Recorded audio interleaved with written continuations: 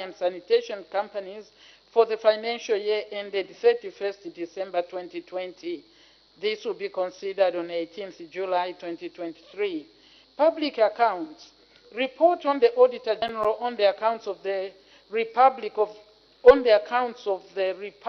for the financial year ended 31st December 2023 will be considered on 19th July 2023.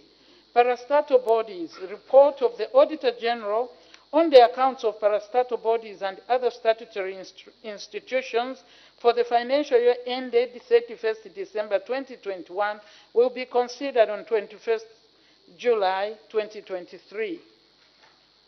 G. Questions. Honorable Minister will respond to 35 questions for oral answer as set out hereunder. The details of the questions are contained in the notice of questions circulated to all honorable members earlier.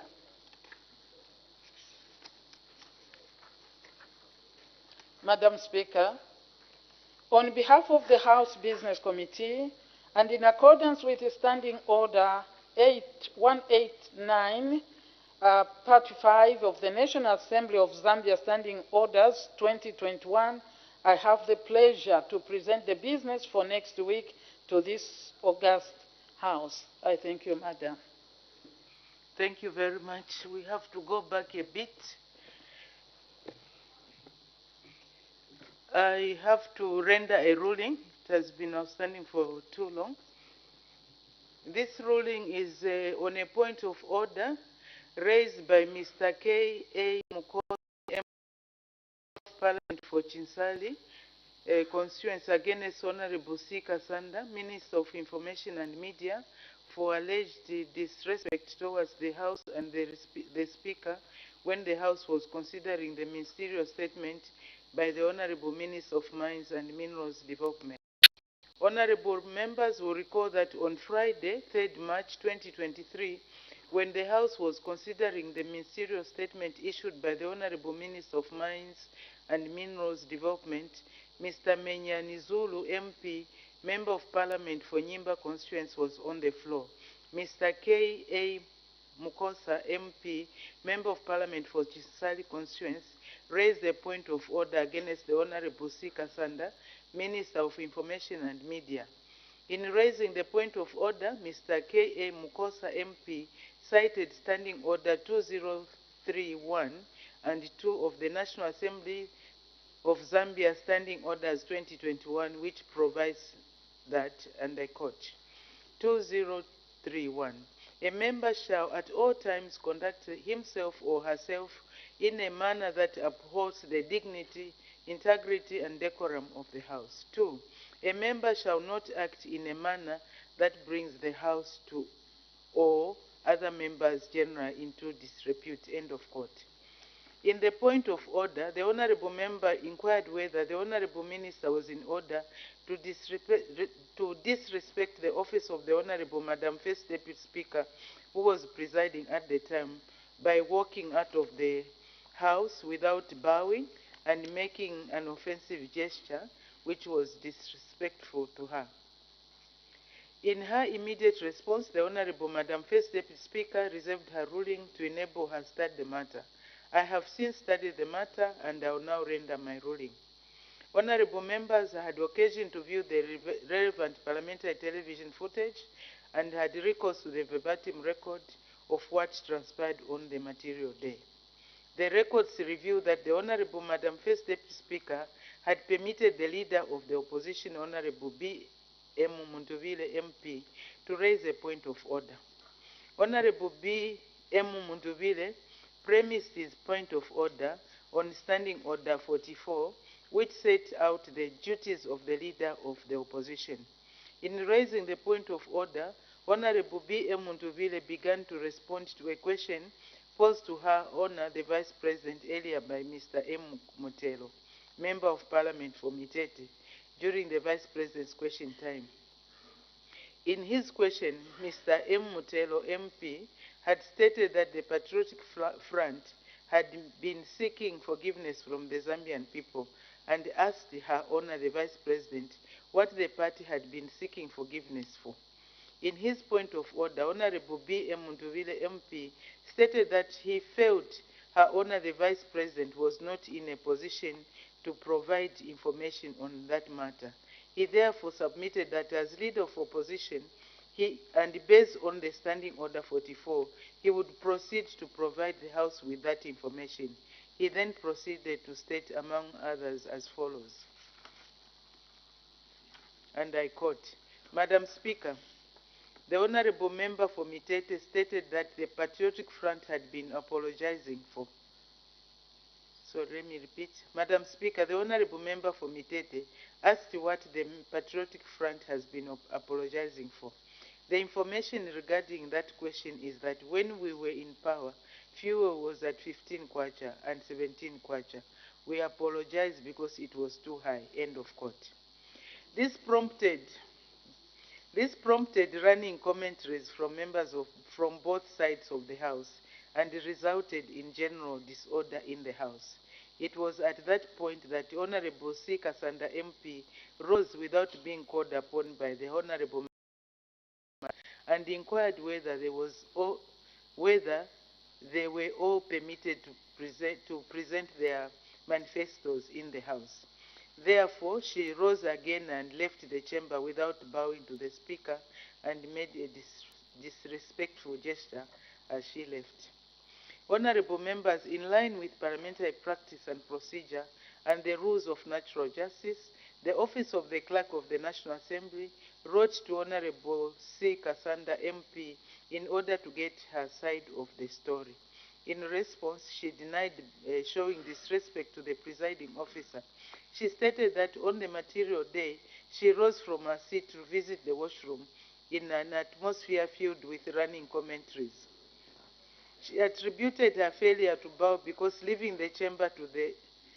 before leaving the chamber to the running commentaries, which she said had distracted her. As regards the gesture she said she had made, she submitted that it had been an impulsive and unintentional reaction to the members that were making disorderly utterances in the House.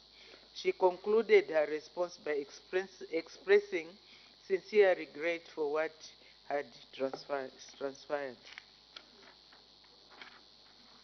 Honorable members may wish to note that the point of order by Mr. K.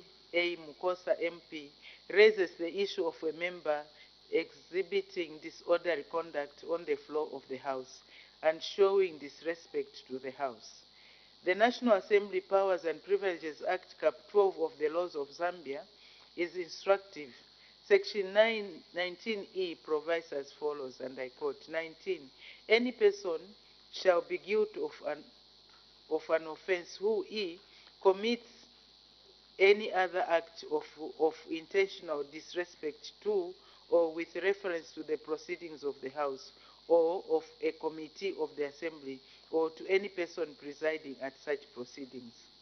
Additionally, Standing Order 57.1 of the National Assembly of Zambia Standing Orders 2021 provides as follows, and I quote, 57.1, a member may only speak when called upon by the presiding officer, end of quote.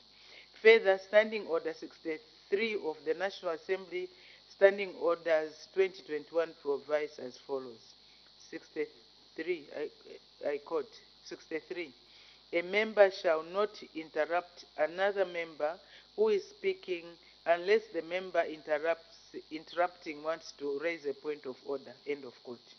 Furthermore, Standing Order 2042E of the National Assembly of Zambia Standing Orders 2021 provides as follows, and I quote, 2042, a member shall observe the following rules of parliamentary etiquette. E, a member shall bow to the chair on entering or leaving the chamber, or taking or leaving his or her seat, end of quote. Honorable members, in the instant case, Honorable C. Kasanda MP rose to speak while Honorable B. Munduvile, leader of opposition, was on the floor, and without being called upon to speak by the presiding officer. This conduct breached Standing Order 57.1 and 63. In addition, The honorable member walked out of the House without bowing to the chair in breach of Standing Order 2042E. Further, as she was leaving the chamber, she made a gesture that was disrespectful to the House in general and to the Honorable Madam First Deputy Speaker in particular. While she clarified in her response that the gesture had been impulsive and directed at other members who were making disorderly utterances, her conduct was disrespectful to the House and a breach of Section 19E of the National Assembly Powers and Privileges Act. From the foregoing, it is clear that Honorable Sika Sanda MP was in breach of parliamentary privilege and in contempt of the House. She was therefore out of order.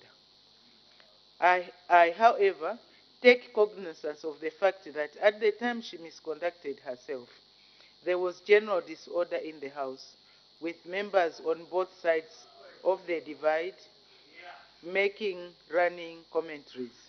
I further take into account the fact that the honorable member is a first offender and was apologetic in her conduct. I, however, wish to caution her and all members to desist from such conduct, which tends to disrupt the proceedings of the House and bring the House into odium, ridicule, and disrepute. I thank you.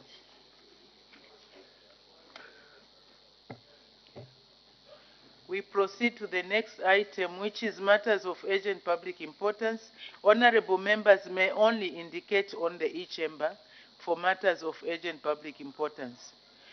And I've seen only one indication. The honorable member for Petauke Central. What is the matter of urgent public importance?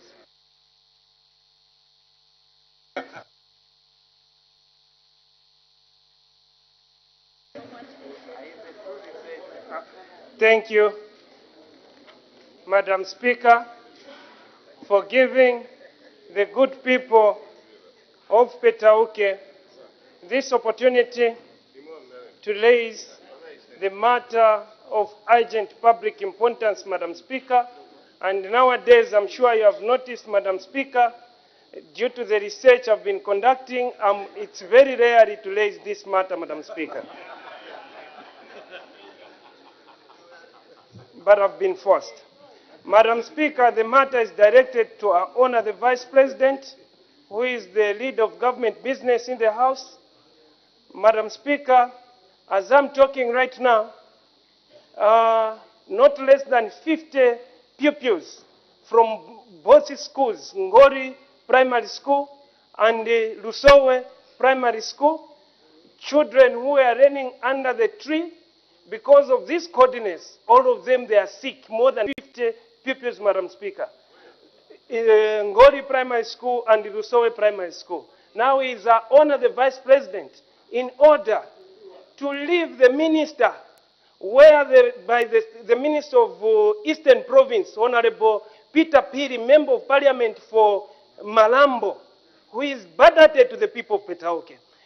Madam Speaker, CDF, we have provided structures, Madam Speaker. Order, honorable member, without curtailing you, I think that matter that you are raising, since you can take your seat. Since you are directing it to Her Honor the Vice President, why don't you use the next segment on Her Honor the Vice President's question time? Because it doesn't qualify. That question does not qualify that you want to raise. So let's make progress. Your research has not helped you on a lighter note, but it's good that you are researching. So let's make progress, honorable members. Her Honor the Vice President's question time. The Leader of Opposition. Thank you, Madam Speaker, for this opportunity to ask Honor the Vice President the question.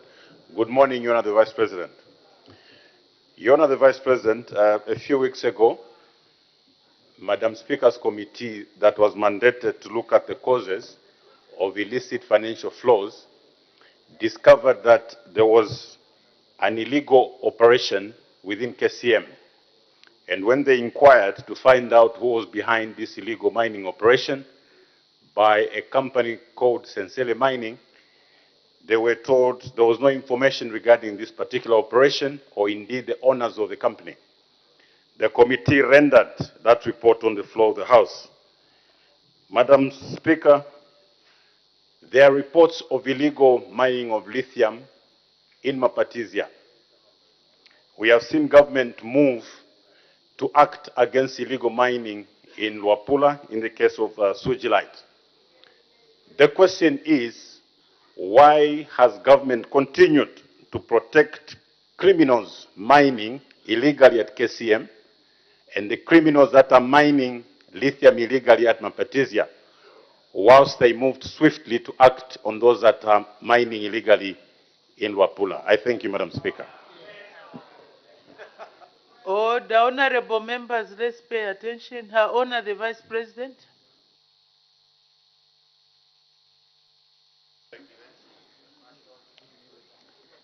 Thank you, Madam Speaker, and I thank the honorable member from the honorable leader of opposition and member of parliament from Porokoso for that question. He refers to your report, Madam Speaker, on illegal mining, particularly referring to Sensele mining. But the question he brings is that government is protecting illegal miners who are mining lithium in Mapatizia. That is a misleading statement. Yes, it is misleading in the sense that the government will not protect any illegality. The government will not protect any illegality. And right now, as far as I'm informed, there is no mining of lithium. And therefore, if anybody will be found mining lithium, they will be arrested. That is the position. And colleagues, if you find anybody mining lithium, I think let us report. There should be no sacred cow. This is what I know, Madam Speaker. Thank you.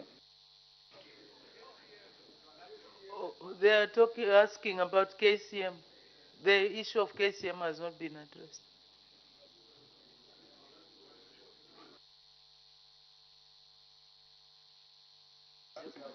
Madam, I think that one was a reference point on Sensele. It was a question. I think the questions were loaded. There were 3 in one. So,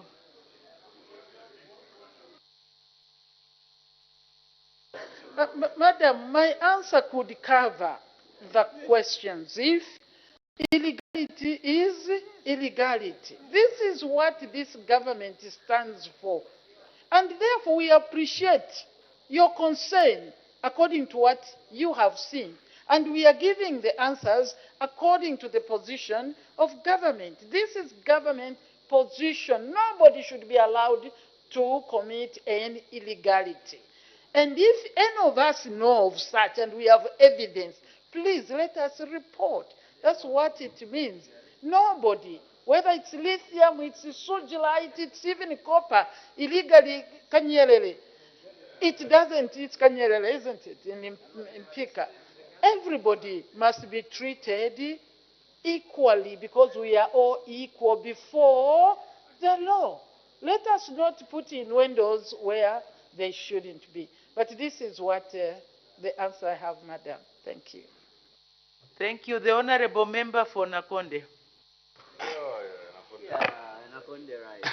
Thank you very much, Madam Speaker, for giving the good people of Nakonde this chance to ask Her Honor, the Vice President, a question. Good morning, Her Honor.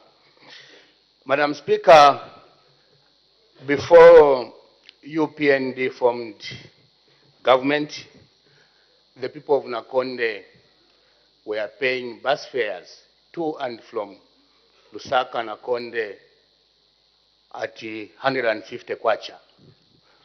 And Madam Speaker, this was condemned heavily by the UPND then in opposition that the reason why you are paying that much, they accused the PF that they were using some middlemen. Honorable member, do not debate. We are losing time. Ask your question. You can open with one or two sentences and then ask the question. Well guided, Madam Speaker. They accused PF that they were using some middlemen who were supplying fuel and they were pocketing about 3 kwacha per liter. And they promised us that immediately when they form government, they are going to remove those middlemen so that you people, the people of Nakonde, will be paying low fares. Madam Speaker, today, the people of Nakonde are paying 450 kwacha as bus fares from Nakonde to Lusaka. The question to Her Honor, the Vice President, is, the people of Nakonde want to know if you have removed the middlemen or the middlemen have been multiplied. Madam Speaker, I submit. Her Honor, the Vice President. Thank you, Madam Speaker, and I would like to thank the Honorable Member for Nakonde for that question. He is referring to the transport cost from Nakonde to Lusaka. To start with, he says we promised to remove middlemen, and we are doing just that. By bringing in Tazama, please, colleagues, that is removing middlemen. What do you think? We have removed the middlemen, particularly from the issue of diesel. That has been done. And whether we like it or not, let us be sincere to our own people. The issue of the cost of fuel has been discussed over and over. We have to understand that this fuel is not to do with management of the procurement of fuel. There is the international issue. Every nation on earth, other than the oil producers, is crying over diesel, over fuel. So what do you expect? We are not an island. The entire globe is reeling in the issue of fuel. Then we want to mislead ourselves. We are not even producers. This government is working so hard. Tazama is one way of reducing the cost. You have heard this government under President Hakainde Hichilema working hard to have a connection with Angola. I am just giving facts. To try and find cheaper ways or cheaper means of bringing the fuel cost down. And indeed, it has a rip-off effect. That means the transport cost will also be reduced. Right now, let us be sincere and say the cost of things is not about coming down. I will go back to his example. But it's not about bringing the cost down. Normally, those that have done economics, I haven't. I have my kitchen table economics. It is about stabilizing rather than bringing down. It is about stabilizing. And this is what this government is doing, stabilizing the cost by making sure all the parameters that affect the cost are looked at. So we kept our word, Madam Speaker. We are removing or reducing the issue of middlemen. You should really praise this government. Look at the indebtedness. That was artificial. The cost of what is this fuel was more artificial, colleagues, because you were piling debt.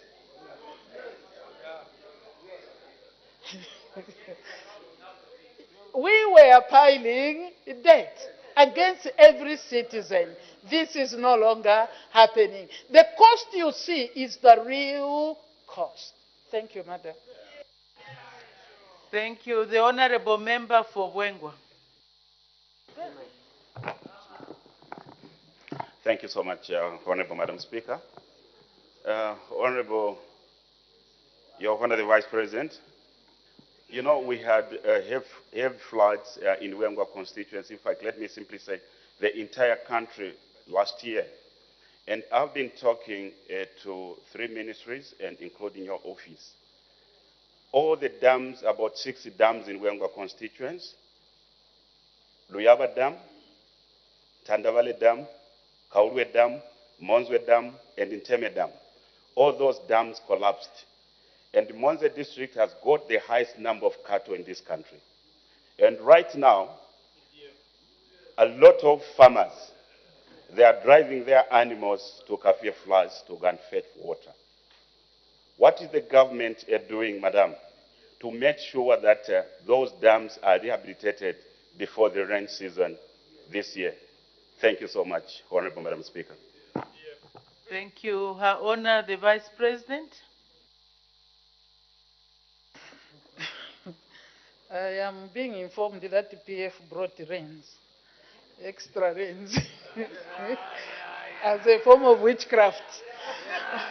That's on a lighter note. Madam Speaker, thank you very much, and I would like to thank the Honourable Member for Wengwa for this question. Yeah, the issue of dams and other infrastructure, I must say, I think we did state that the floods experienced in the last rain season were unprecedented. And a lot of infrastructure, that includes roads, bridges, dams, were affected. And like the dams in Monze, the ministry, government is not sitting without thinking about those.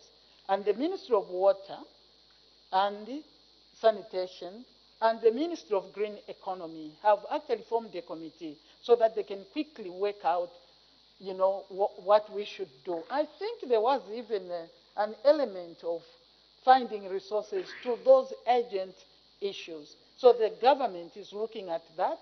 We will give you the report when they have decided on what to do, particularly those that are under emergency that cause disaster. Thank you, Madam. Thank you. The Honourable Member for Nalolo. Thank you very much, Madam Speaker. Good morning, Your Honour the Vice President. During recess of Parliament, the Ministry of Livestock, through the Minister, went in Western Province to notify the people of Western Province about a test and slaughter program in order to eradicate CBP. Your Honor the Vice President, this program has been rejected by the people of Western Province, and some meetings that the Minister held, he came back faster than he went to address this meeting. Your Honor the Vice President, what is the current position in addressing CBP in Western Province? As you may be aware, the Angola cordon line in Western Province has not been addressed so that the cattle disease can be reduced. Is the government still seeking to do test and slaughter and giving the people of Western Province 20% compensation for this test and slaughter? I submit, Madam Speaker. Thank you very much. Her Honor the Vice President.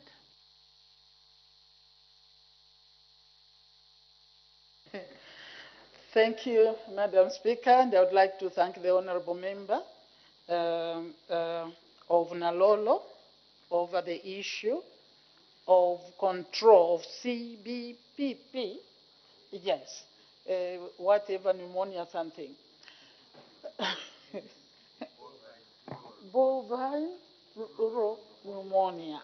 At least I have an idea. There are no cattle where I come from, Madam. It is a very serious matter. Indeed, what you have explained is the issue. We need to tackle the border. How do we control that? But the idea of test and slaughter is still on the table because the people, for example, of Western Province had mixed reactions towards this. Because I visited myself that area, and this is the report I got. In some areas, they thought it was okay to test and slaughter because there is no cure for the disease. and then contamination would go on.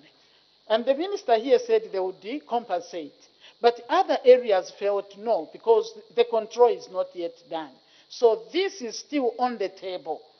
But I can't give a comprehensive answer right now. But it is still on the table.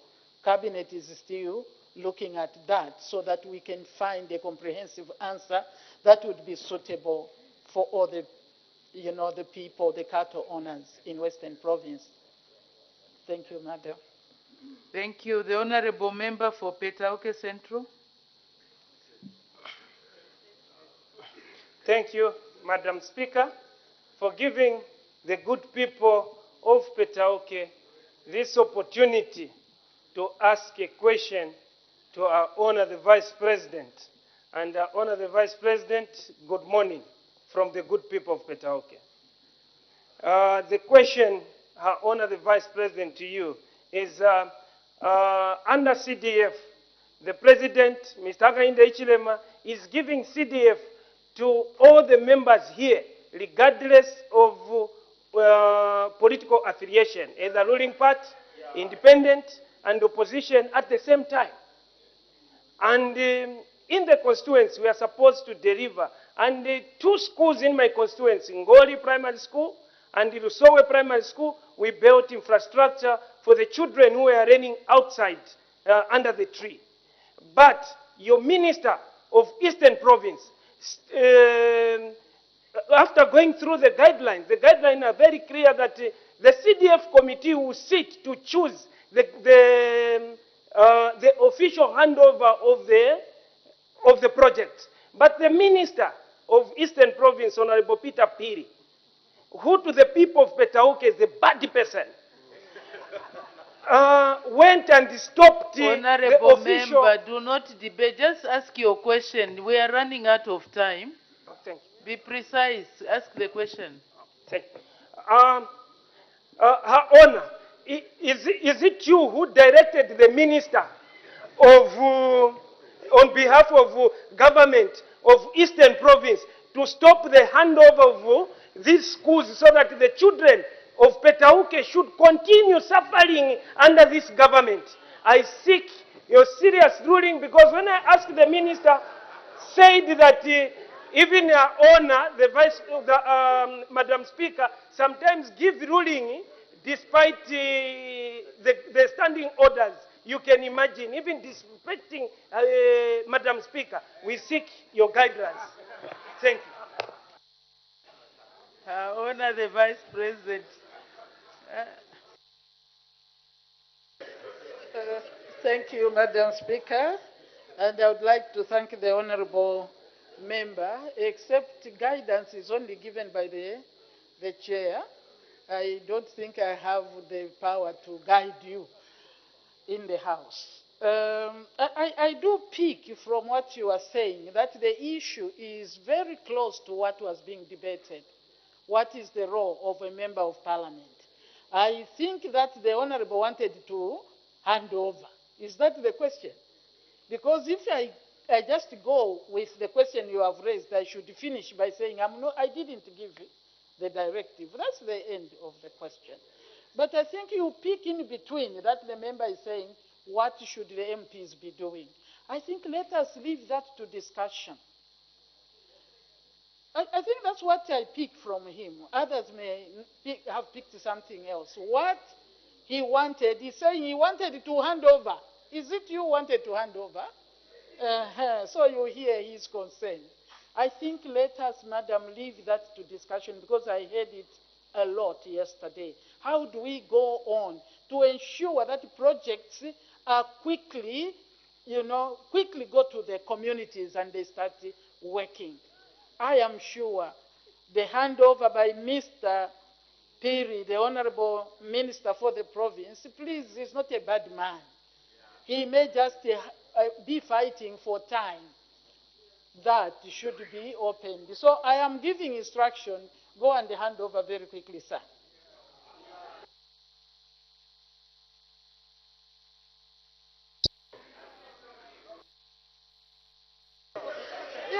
Excuse. Order, honorable members. Order, let's listen to Her Honor the Vice President.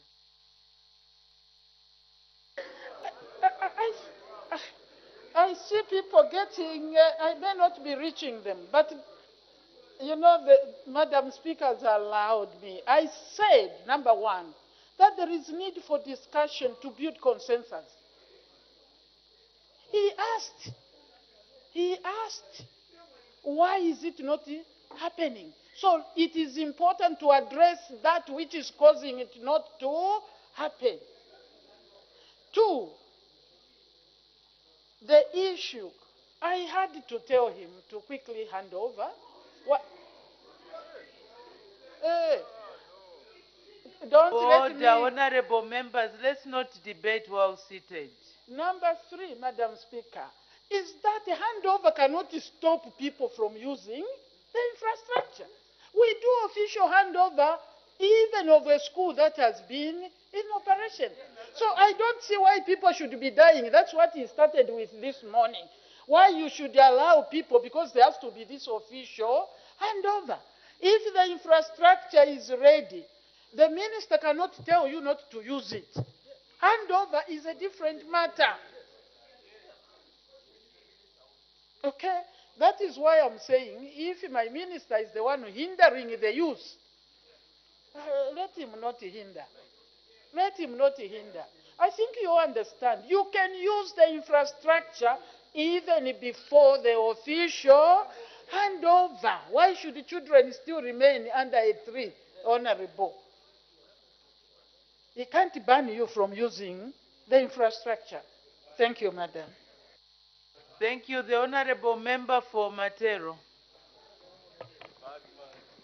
Thank you, Madam Speaker. And Madam Vice President, great to see you back on this segment after many weeks of absence. In my inbox, I have a question from a youth in George Compound.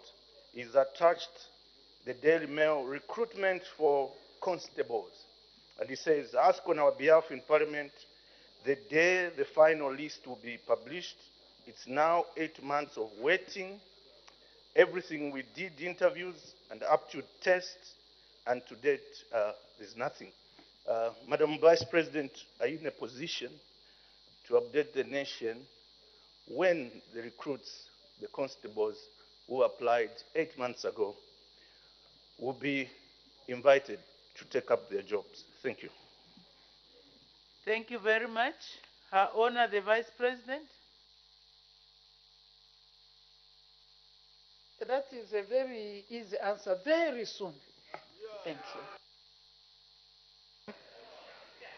The Honorable Member for Luena.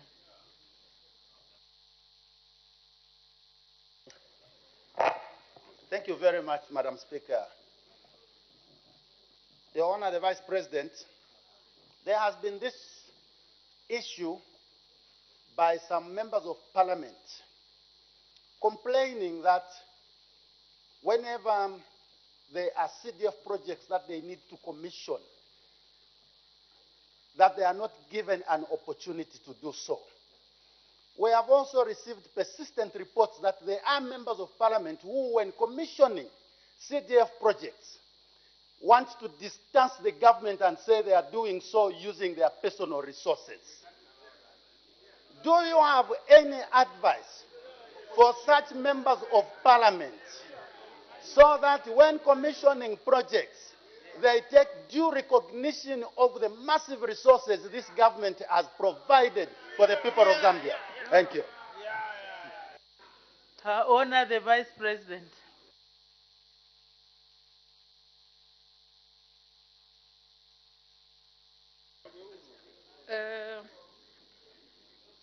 Commissioning and handing over, and that members are claiming that they are using their own personal resources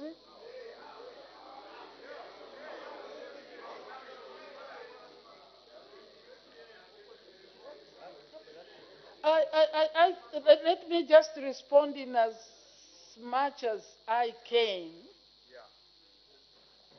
CDF is known as a government resource. Let us face the reality here. It is government resource. In fact, it's one of the flagship projects or programs of the New Dawn, having increased it from 1.6 to 28.3. Every Zambian ought to know. And therefore, our responsibility on this side is to go through all the constituencies and tell them there is CDF, us, government. We must go around. So that when the honorable member from Porokoso wants to pretend, we can tell them that this is government money. It is our money. But if there is such misleading, I think it's a very serious one, that it is the MP. The issue of handover, I have tried to stay away. Handover commission, I think really there is need for a conversation. This is my personal belief. I'm not personal here, I'm vice president, sorry. But this is the way we should do things. Otherwise, you can't go there and say, it's me who went to beg the president to give you. Nobody's begging. The president has given everyone. And people must work hard to ensure that the money is used. Not when you are keeping money, failing to use it. I think we need to empower, decentralize, and do the work. Thank you. Thank you. The Honorable Member for Pambashe. Thank you so much, Madam Speaker. Madam Speaker, today I'm not on Sojite, I'm on Rumangonomics, economic theories. That today again she says, no, it is stabilization. I don't know. There are Rumangonomics, economic theories is it must go up in order for it to come down. Your Honor, the Vice President, I attended one funeral in George compound, and then the other one in Mufurira Central constituency in Kamuchanga. Your Honor, the experience of what is happening, Madam Speaker, the level of desire for food in our townships is very worrying. And the cost of living keeps on skyrocketing. That the people in the low communities are failing to meet their daily needs. What is government doing to stabilize, more especially, the stable food like mealie meal, bearing in mind that today during the harvest period, the cost of 25 kg breakfast is around 250 to 270 in Lusaka. In Kawambwa, it's around 320 kwacha. What is the government position to stabilize the staple food for those Zambians who may not be able to manage the skyrocketing of the cost of food? I thank you, Madam Speaker. Thank you. Her Honor, the Vice President. Thank you very much, Madam Speaker, and I would like to thank the Honorable Member for Pambashe. Nalumangonomics, very good. Very good. Indeed, you go up to come down. Basically, I love that you have used the word stabilize. That is what we need to do. And this government is working. How do you bring stability in the cost of any item? It starts from production. That is where you start from. You should produce. Because it is, what do economists say? It is the law of supply and demand. That is basically what we are looking at. And this government is trying to encourage the producer. And you should be one of them. That big land in Pambashe should produce a lot of maize so that people can be cushioned. But in cushioning, it's not necessarily the drop of the price. It is in the stability. So this government will encourage you, and I think they have done that, encouraging the farmer to produce more by trying to to make the cost, recovered and a little profit markup. This is what is happening. So what we need is to ensure that we produce enough. Another way to ensure that people have access to food, because it is not just a merely meal, is what this government is working on, to ensure that we create jobs for our people. We encourage people so that they can have disposable income that will be used to procure the food. Because right now it's not lack of maize, it is lack of more money you promised. This government is working to ensure people can have money. This is why we are attracting investors, including yourself. Invest, employ people, they will be able to get access to food necessary. Thank you. Thank you. The Honorable Member for Sinazongwe.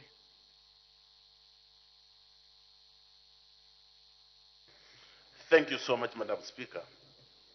Honorable Vice President, you are very much aware of the state of the Batoka Mamba Road.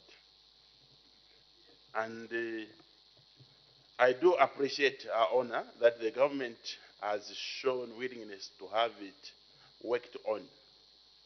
We also welcome the move by the government to put it under PPP, looking at the economic challenges that we are facing. The people of Sinazongwe are asking her honor. Our awarding of the contract has taken too long.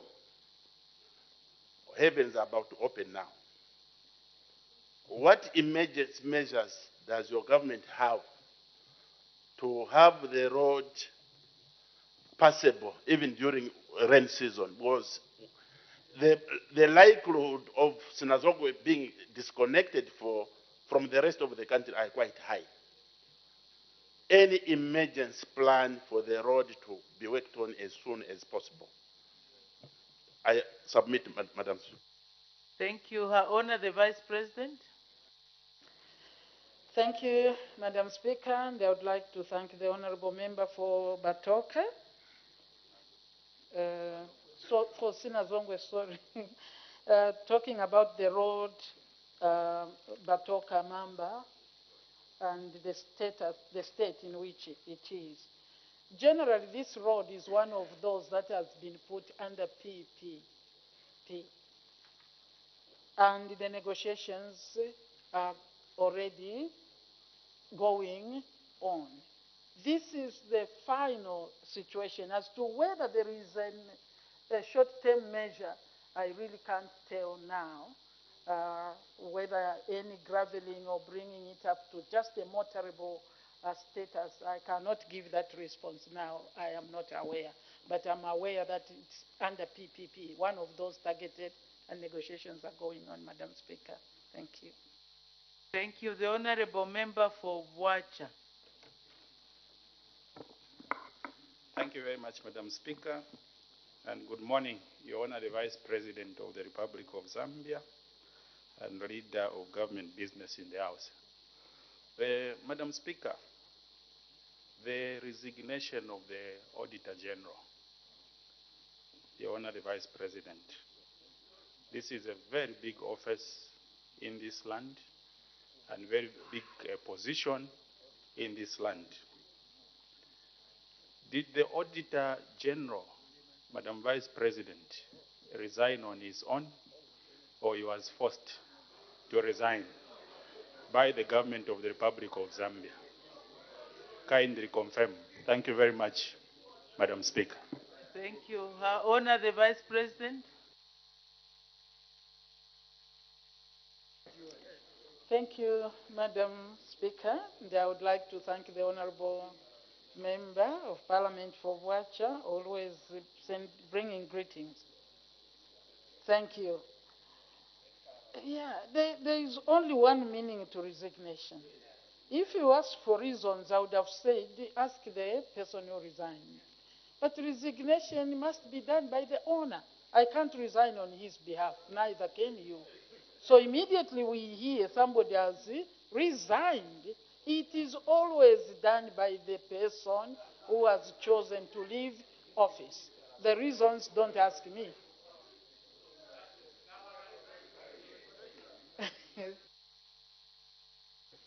Thank you. The Honorable Member for Mpongwe. Thank you so much, Madam Speaker.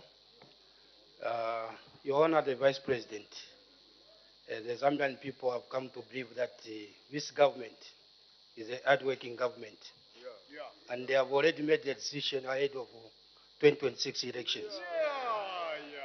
Some of the achievements are increased CDF, debt restructuring, NAPSA partial withdrawal. However, there are people who are saving with pensions. Are there any plans by the government to consider them to have partial withdrawal? Thank you.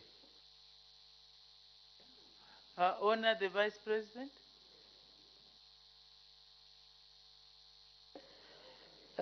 Thank you very much.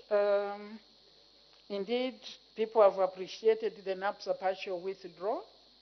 I cannot say that other pension schemes have the same, but I think each one of them, almost each one, they provide loans to those that apply. So they can use that avenue. But to have the scheme as NAPSA has put it, I don't think we have that. And each pension house has its own challenges and so on. But I think almost all of them provide loans to the members. Thank you. Thank you. The Honorable Member for Vubwi.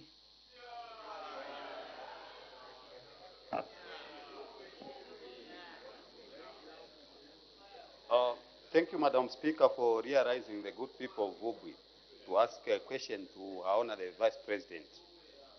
Our Honor the Vice President, I think you are aware that in Vubwi we have a hospital which was built in the PF government. But since then, this hospital has got no equipment. It is working more like a clinic. Now, when is your government planning to buy equipment for this particular hospital so that it is operational? I thank you, Madam Speaker. Thank you. Her Honor the Vice President.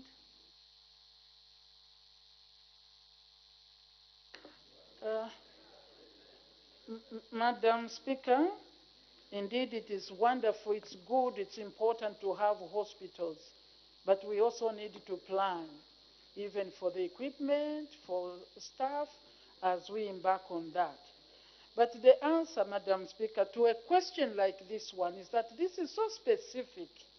It is very difficult for me to really answer that there is money for Vubwi Hospital standing here. I think this should go to sector ministers because they are the ones with those plans. So sorry, Honorable Member for Vubwi, I cannot tell you exactly what is on the plan because there could be several other hospitals countrywide that don't have the equipment, and therefore how they have planned it, I may not give a specific answer. But it is the duty of government to give equipment, and that will be done. But I can't tell you exactly when. Thank you, Madam. The Honorable Member for Shangombo. Thank you, Madam Speaker. Madam, Your Honor, the Vice President, there is serious hunger in Shangombo and most parts of Western Province, like Skongo, Sioman, and Nalolo, such that some people are faking illness so that they are admitted into this hospital so that they can get food from the hospitals. Some people fight to escort patients so that they eat from what patients have been given. So what is government doing to ensure that you feed these people who are starving in Shangombo and most parts of Western Province? I thank you. Her Honor the Vice President.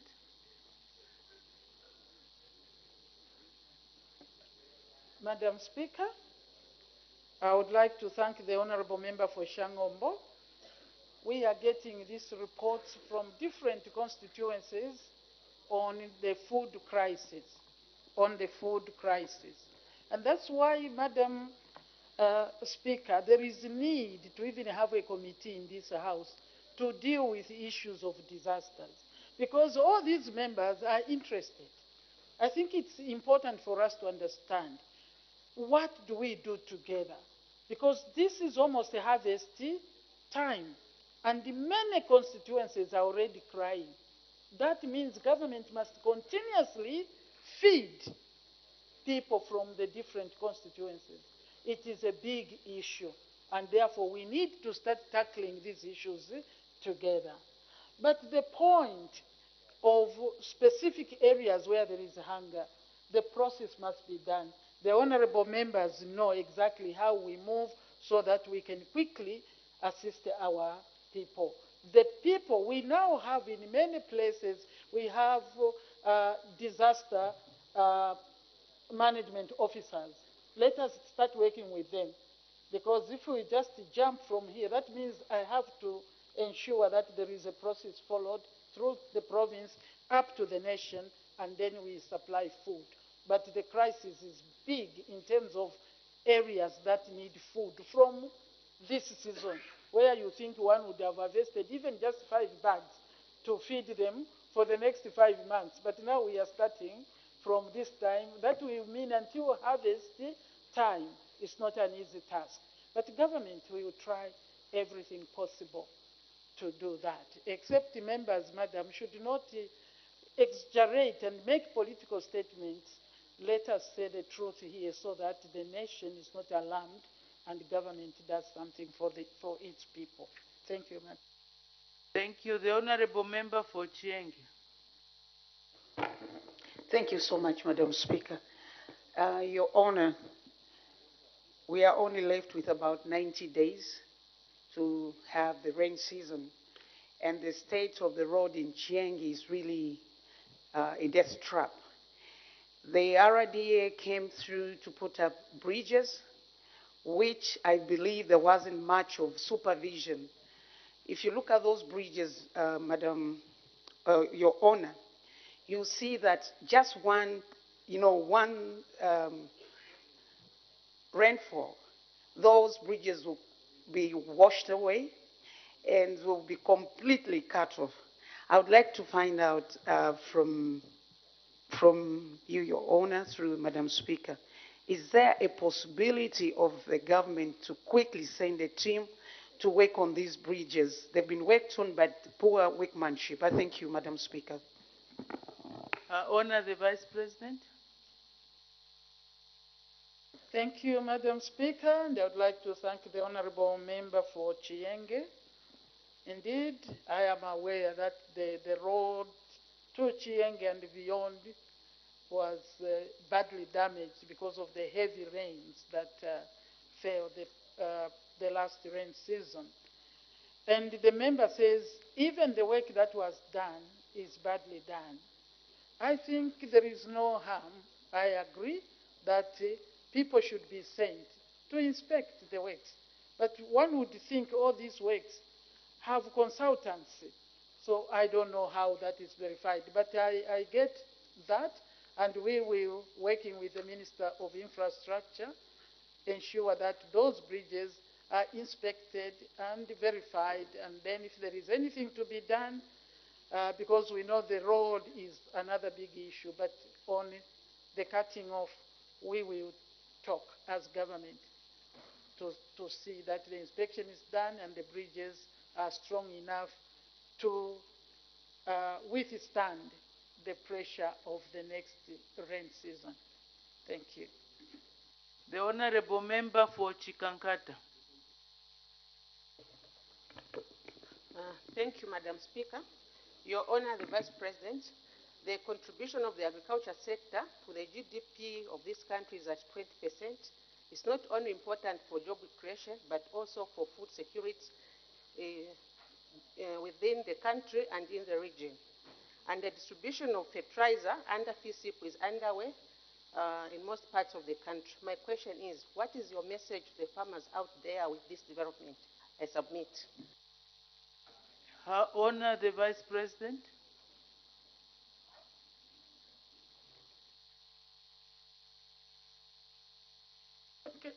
Madam Speaker, let her repeat. I think I missed. Okay, sorry, Honorable Member for Chikankata, please repeat precisely. Thank you, Madam Speaker. The contribution of the agriculture sector to the GDP of this country is at 20%, which is not only important for job creation, but also for food security within the country and within the region. And at the moment, the distribution of fertilizer under FISIP is underway in most parts of our country. My question is, what is your message to the farmers out there with this development? I submit. Honor the Vice President. Thank you. Thank you very much, Madam Speaker, and the Honourable Member for taking note that agriculture is not just something that we can pass over. It's contributing 20%, that's what you have said, to the GDP. That is very, very important. That is very important. And indeed, what is the message to the farmer? You have said already that fertilizer distribution is underway, and that is the way to go. The farmer must be encouraged that the farmers, in fact, farming may become the next big economic activity, because we are aware that the earth, I'm not talking of Zambia, the earth is going through a lot of stress, and food production in many places is failing. But God is giving us this time, and therefore every farmer must be ready to contribute even more, so that we can contribute a higher percentage as farmers to the country, a higher percent than the 20% GDP. But we can also supply to the neighboring countries. So what we need is to increase production. Madam, we saw how we got embattled with the issue of smuggling. It is because there isn't enough in the neighboring countries. So we need to produce even more. Fertilizer is coming for those that are under FISIP, but us who are not under FISIP can also contribute. So let us use every piece of land that we have access to produce, because when you produce, you may feed just another neighbor in the next country. So it is important that we do things correctly. Those that are getting fertilizer, please don't illegally sell. In fact, don't sell. That's why you registered, because you said you would cultivate, you would farm. Let everybody take to farming. We are blessed to have moderate rains, good soils, and indeed even wonderful waters. We can do better and feed the continent. Thank you. Thank you. Unfortunately, that's the end of this segment. Apologies for those that have not been called, but at least we're improving. We're able to take 15 questions. Questions for oral answer under Standing Order 74. The Honorable Member for Mpika. Thank you, Madam Speaker. Question number 375. The Honorable Minister of Finance and National Planning.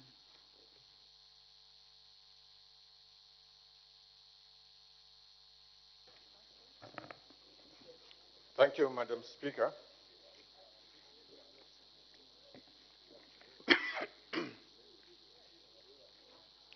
The Honourable Member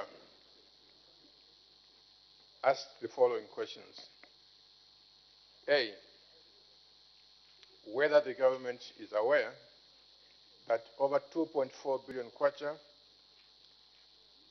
had been lost in tax collections from January to October 2022 due to non-maintenance of tax online tool system, following the cancellation of the contract between Zambia Revenue Authority and Copperbelt University, which are the components of maintenance. B, if so, what measures are being taken to ensure that the system is maintained to avert further loss of revenue, and C, why the contract was cancelled. In response, Madam Speaker, at A, the House may wish to note that government is not aware of such colossal loss of revenue due to non-maintenance of tax online 2 system, and that there's not been any cancellation, of the contract between Zambia Revenue Authority and the Copperbelt University. However, it has been noted that the tax online 2 system has a number of problems and some modules were not developed. To this effect, ZRA management has reverted to the tax online 2 system into project mode and created the Tax Online 2 Stabilization Project team, which is supported by the internal ZRA ICT support teams. At B, Madam Speaker, the House may also wish to note that in April 2022, ZRA reconstituted a project team to look into various user complaints about the system functionality and stability. This team is currently updating and patching the system to resolve the complaints and also ensuring that all the modules are fully developed according to the user specifications. Further, ZRA has internal ICT support teams that attend to day-to-day maintenance and support needs of the system. At C, the House may wish to note that as at 29th November 2022, the contract to support and maintain the tax online 2 between Zambia Revenue Authority and Copperbelt University was not cancelled. Madam Speaker, I thank you. Thank you. Supplementary questions. The Honourable Member for Mpika. I will ask you later, Madam Speaker. The Honourable Member for Kamfinsa. Madam Speaker, the Minister of Finance has informed this country of the challenges that the current system has faced. I want to find out, Minister of Finance, considering that we need to build capacity for locally produced products, software products, do you see this partnership between the Copperbelt University and Zambia Revenue Authority extending for a longer period to allow ourselves to build the right capacity instead of outsourcing these very key important softwares? I thank you, Madam Speaker. The Honourable Minister of Finance and National Planning.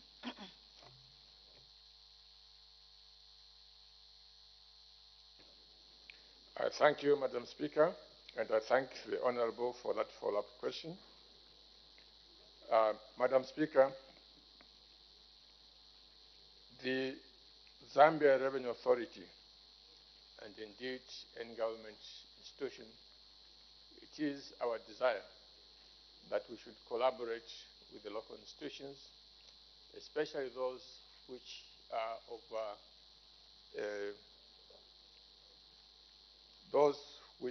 of a higher capacity, like the universities. However, Madam Speaker, it is also important that the local institutions, they should stand up to the game. In this particular institution, all the money, the contracted sum for tax online 2, was paid to the university. All of it was paid. But we all recall the complaints that used to be there by members of the public. This system was not functioning properly. It was not functioning properly. So they were paid in full, but they did not deliver something that was specified to them, and hence the problems. In spite of that, ZRA has not gone out of the country to contract foreigners. ZRA itself, using the ICT department, working together with CBU, they've been patching up this system to the extent whereby today it is functional. I also want to say that the institutions of higher learning must up their game. They must up their game because it is ZRA staff who have been at the forefront in correcting the mistakes that CBU left. We should be the other way around because the institution of higher learning should have more competence. Thank you, Madam Speaker. Thank you. The Honorable Member for Kankoyo. Honorable Member for Mitete, what's the point of order? Thank you, Madam Speaker.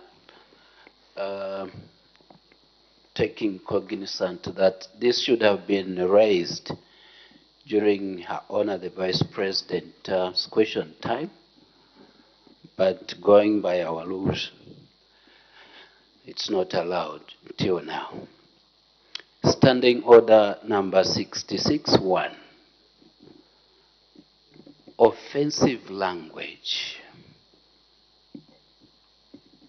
Was the Honorable Member of Parliament for Petauke in order to call the Minister of Eastern Province as a very bad man when all of us here,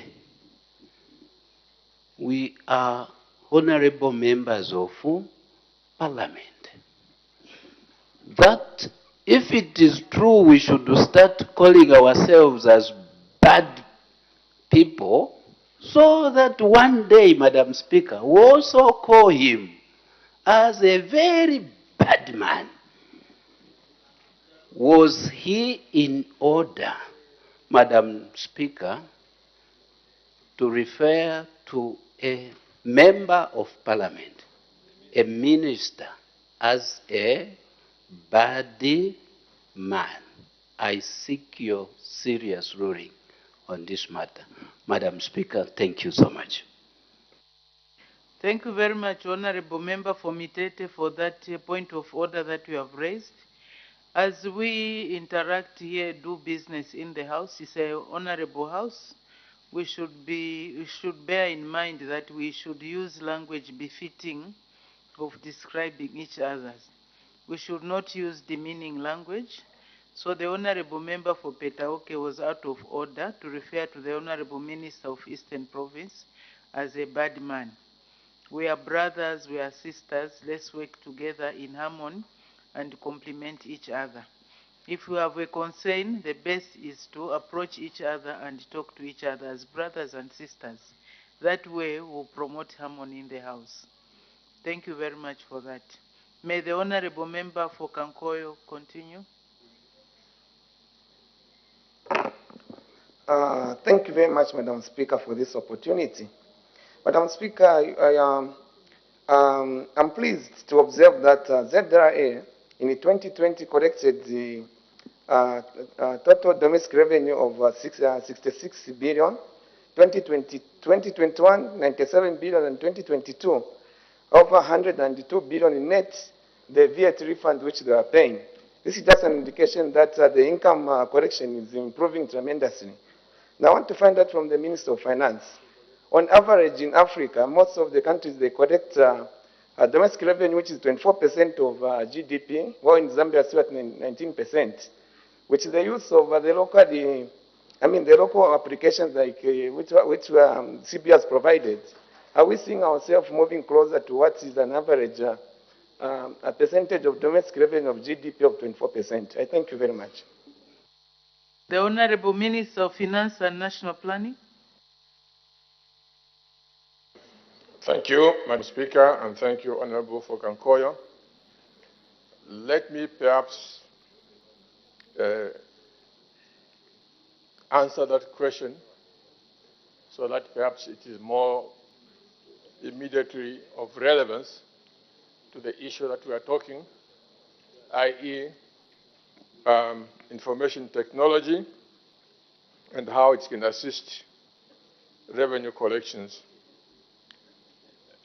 Indeed, Madam Speaker, we have seen the ratio between tax collection and GDP increase gradually over the last few years. And the way to compare ourselves with other countries is not to look at how much has been collected, because it depends on the economy from one economy to the other, but rather to look at the ratio that you talked about, because that ratio is like in human beings, measuring the blood pressure or measuring the sugar levels. You have a standard established to be the norm, and then you compare yourself against that norm. So the tax to GDP ratio used to be as low as 18–19%, but it has increased to more than 21%, and we are aiming for, yes, to be something like 24%, in line with what we see happening in other countries. This is why it is important, therefore, that we should have tools such as information technology to assist us. And one of those is what we've been discussing here, how internal taxes can be administered better and more effectively with information technology. And this is continuing. I think very soon there will be a new system that ZRA is going to implement, which will be running in parallel up to the end of the year. Then next year, we have a new system which we believe is going to help to improve tax compliance, so that as many people as possible don't dodge paying taxes, but they will be captured, and that will be good for us. Madam Speaker, I thank you. Thank you. The Honorable Member from Pika. Thank you, Madam Speaker, and thank you, Honorable Minister. Honorable Minister, you have admitted that the system was not functioning properly. What negative effects did it have in as far as collection of domestic taxes is concerned? Thank you, Madam Speaker. Thank you. The Honorable Minister of Finance and National Planning. Thank you, Madam Speaker. As I said in my response, we have not seen the decline in revenue or the loss in revenue as the question implied. But obviously, what it means that when the tool that you are supposed to use to collect taxes is not performing well, it creates inconvenience to members of the public.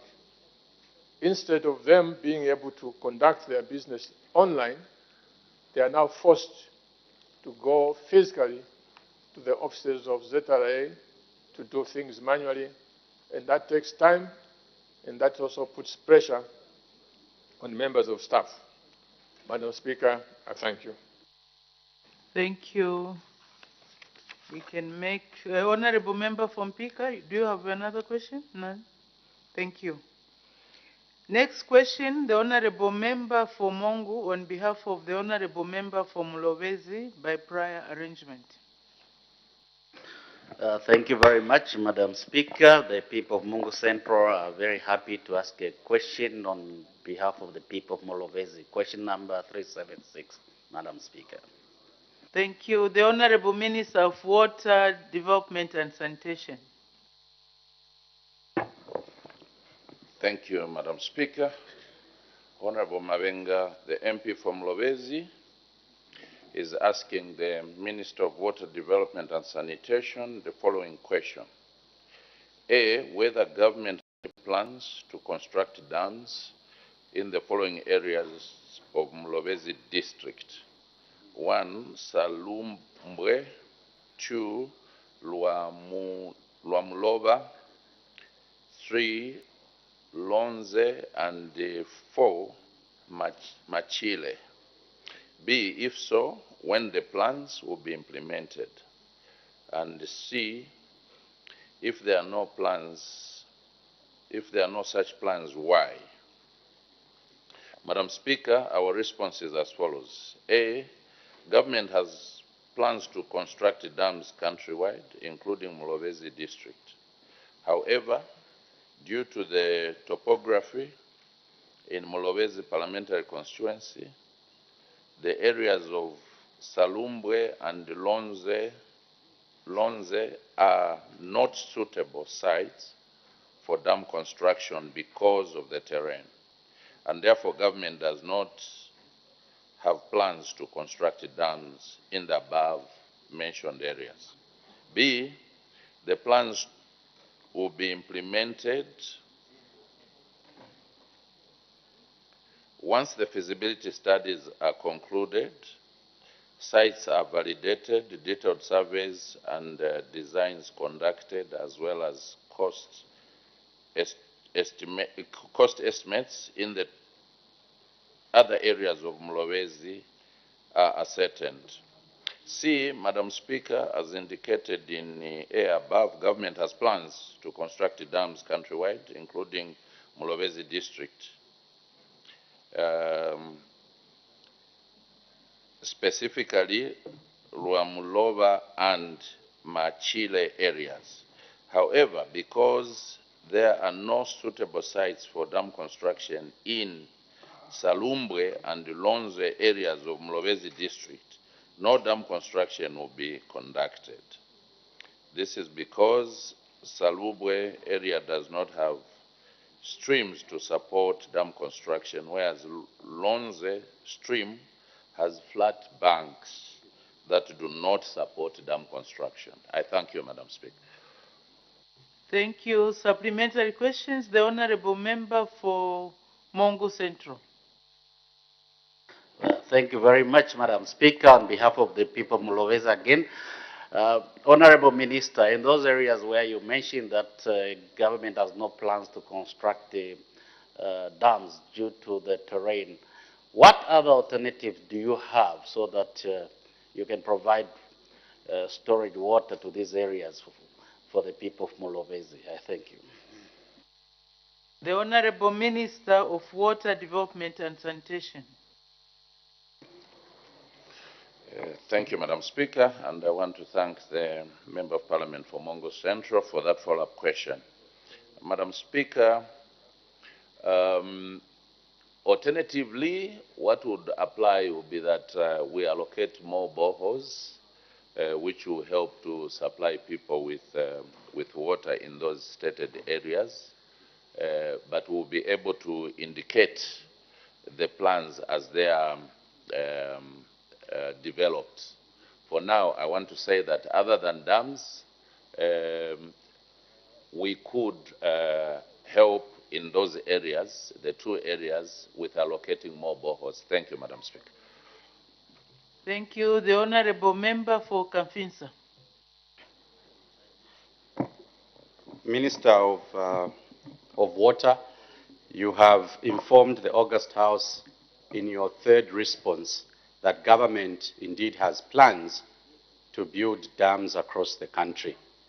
I am aware that we've had partners such as the KfW, the World Bank, that has supported previous governments in this particular area. Have you identified a partner that will be able to finance these huge capital projects so that we see progress at some opportune time in terms of implementation of these projects? I thank you, Madam Speaker. Thank you. The Honorable Minister of Water Development and Sanitation. Thank you, Madam Speaker, and I want to thank the Member of Parliament for Kamfinsa constituency for that follow-up question. Madam Speaker, we have a number of cooperating partners who are helping the sector, the water and sanitation sector. We have not specifically identified a cooperating partner who should specifically finance the construction of dams. But suffice to say that many cooperating partners, including the KFW he has mentioned, are still working with us as government and also supporting various sectors, including the water sector. So as they continue to collaborate with government and as we develop the water harvesting programs, including the dams, we'll be able to see which cooperating partner will be able to help us in the provision of the said infrastructure, and also to see which ones will help us beyond providing the dams, maybe to the other services such as piped water schemes. So we have not specifically identified a particular cooperating partner to help us with the construction of the dams. Thank you, Madam Speaker. Thank you. The Honorable Member for Mbavala. Thank you so much, Madam Speaker, and good morning once more. Honorable Minister, do you have standard designs and the costs for small, medium, and large dams that can help us even plan under CDF as to what we can do to mitigate the water shortage, especially for our cattle and other livestock that is suffering from lack of water? Thank you. Thank you. The Honorable Minister of Water Development and Sanitation. Thank you, Madam Speaker, and I want to thank the Member of Parliament for Mbavala for that very good follow-up question. Madam Speaker, plans are underway by my ministry to assist with standardized designs and also rough estimates for the small dams so that we could help our members of parliament to have a rough idea in terms of the size of dams they can come up with in the various constituencies, the cost. We are doing this directive by His Excellency the President that we must try to also prioritize issues of water and sanitation within the allocation of CDF. And we thought as a ministry that we should assist the MPs to come up with those designs. So we will be able to assist once the designs for small dams are completed. Thank you, Madam Speaker. Thank you very much. Listening to the answers there and the questions, we are leaving the question. It's a constituency-based question. I think we have made progress. We can go to the next question. The Honorable Member for Kafulafuta. Thank you, Madam Speaker. Question number 377. The Honorable Acting Minister of Health. Thank you, Madam Speaker. The Member of Parliament for Kafulafuta, Honorable Mlewa, is asking the Minister of Health the following question. Under A, whether the government has any plans to construct a hospital with a mortuary facility in Kafulafuta parliamentary constituency, and under B, if so, when the plans will be implemented, and C, if there are no such plans, why? Madam Speaker, our response is as follows. Government has no immediate plans to construct a hospital with a mortuary facility in Kafulafuta parliamentary constituency. B, Madam Speaker, as stated earlier, government has no immediate plans to construct a hospital in Kafulafuta parliamentary constituency. Therefore, part B of the question falls off. C, Madam Speaker, the policy of government is not to construct hospitals in parliamentary constituencies, but in districts that do not have first-level hospitals. Government has already constructed Masaiti Level 1 Hospital in Masaiti District, and the newly constructed hospital is expected to provide health services to the population in Masaiti District. The House may wish to note that the hospital is now at 90% complete. Thank you, Madam Speaker. Thank you. The Honorable Member for Kafulafuta, any question? Supplementary question? I'll be very honest, Madam Speaker, if you may allow me to digress in less than 30 seconds. I've followed the guidelines that you've given us in this House to talk to responsible ministries that could help us in whatever area. And I've done so. One time I was ignored by the Minister of Health when I tried to talk to her there. She asked me to write a letter, which I did, and she ignored the letter. And the only way I could bring this question was the way we've just done now. I'm wondering, in fact, I would have liked the substantive minister to respond to me, because we have people who live more than 60 kilometers away from the quoted hospital. How are those people going to survive? Many times we've had women who've had to sometimes deliver on the way trying to get to the hospital. Is that prudent for the ministry to give such an answer without taking into consideration what is involved in the question and in the way we live? We have people from Chikoka, Katonte, who don't have any such facility, and people have been dying in their homes, and most of the times bodies have been decaying. Does that answer suffice to us? Madam Speaker, I find that to be very, very difficult to take. I thank you. The Honorable Acting Minister of Health, do you have any? I know this issue has been discussed several times, and from the Honorable Minister of Health, without putting words in her mouth, I think it's the policy that has changed in terms of the description of the hospitals. So maybe the Honorable Acting Minister can shed some more light. Thank you, Madam Speaker. And as you have guided, it's true that my response is in line with the government policy, because if you check the question is asking whether we have plans to construct a hospital with a mortuary facility in Kafulafuta constituency, parliamentary constituency. And we've indicated here that the policy is that we construct level 1 facilities, health facilities in the district. And I want to believe that Kafulafuta is under Masaiti district. But I've taken note of the concerns by the Member of Parliament. I regret the feeling that he was ignored. I'll be able to discuss with the substantive minister, and hopefully we can have an engagement with him, and we can see how we can attend to those concerns. Thank you, Madam Speaker. Thank you very much. In view of what the Acting Minister has just said, let's just proceed to another question. The next question, Honorable Member for Mandevu.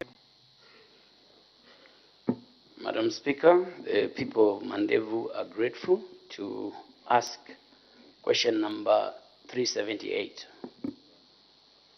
The Honorable Minister of Water Development and Sanitation.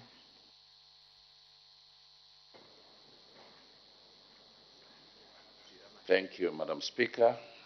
Under question number 378, the Honourable Member of Parliament for Mandevu constituency, Honourable Shakafuswa, is asking the Minister of Water Development and Sanitation the following question. A, whether the government has any plans to provide running water and sanitation services to the following wards in Mandevu parliamentary constituency: 1, Mpulungu; 2, Kabanana; 3, Raphael Chota; and 4, Roma. B, if so, when the plans will be implemented. C, what the estimated cost of the project is. And D, what the estimated time frame for completing the project is. Madam Speaker, our response is as follows. A, yes, government has plans to provide running water and sanitation services in Mandevu parliamentary constituency, including the following areas: 1, Mpulungu; 2, Kabanana; 3, Rafael Chota; and 4, Roma. B, the plans will be implemented once funds are made available.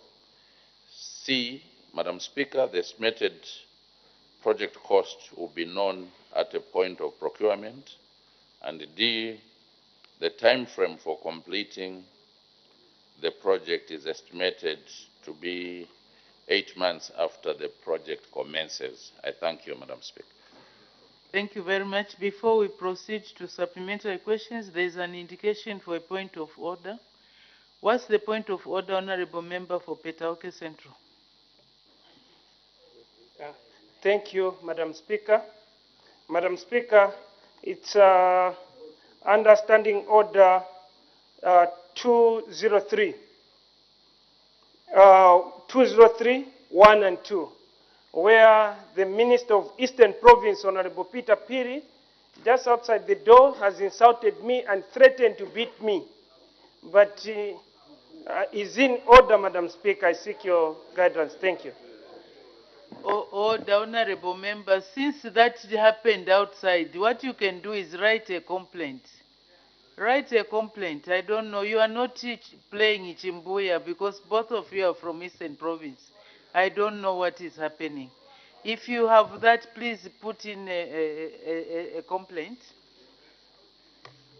So the time being, as the time is 10:40 hours, I suspend business for 20 minutes for a health break. Good morning. Business has been suspended for a 20-minute health break, and Madam Speaker was just giving guidance to the Honourable Member of Petauke who had risen on a point of order.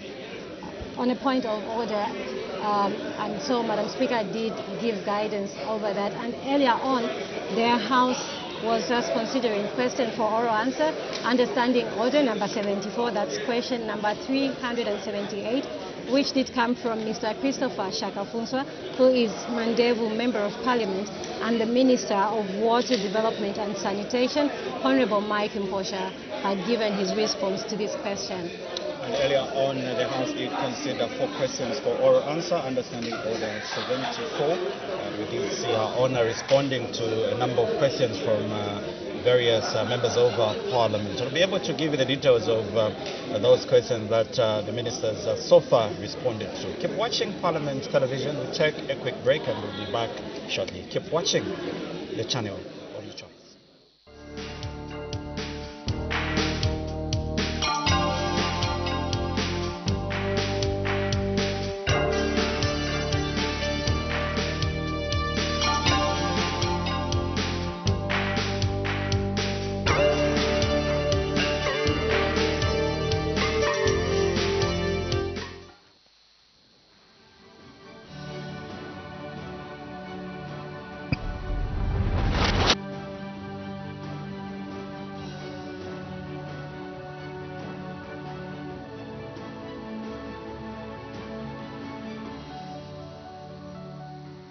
This is Mwene Luhamba, Member of Parliament for Mangango constituency in Kaoma district in Western Province. I am born from Kamanisha village in Wambua ward. I schooled at Mwito Primary School. We used to cross the Luena River every morning going to school and crossing back, going home. That has been my and our life in childhood. And from Mwito Basic, I went to Kambule Technical Secondary School in Mongu. From Kambule, I went to St. Mark's Secondary School. That is where I finished my grade 12. And from there, I went to the Livingstone Teachers Training College and trained as a teacher. So I'm a primary school teacher also by profession. And after that, I went also to the University of Zambia and I did business administration. And from there, I went to Mulungushi University. I did a bachelor's degree in commerce, and I majored in economics, which we call BCom economics. From there, I've been working as a teacher actually from the time I left the Livingstone Teachers Training College. I've been teaching. I taught in Choma, Chongwe, and Lusaka finally.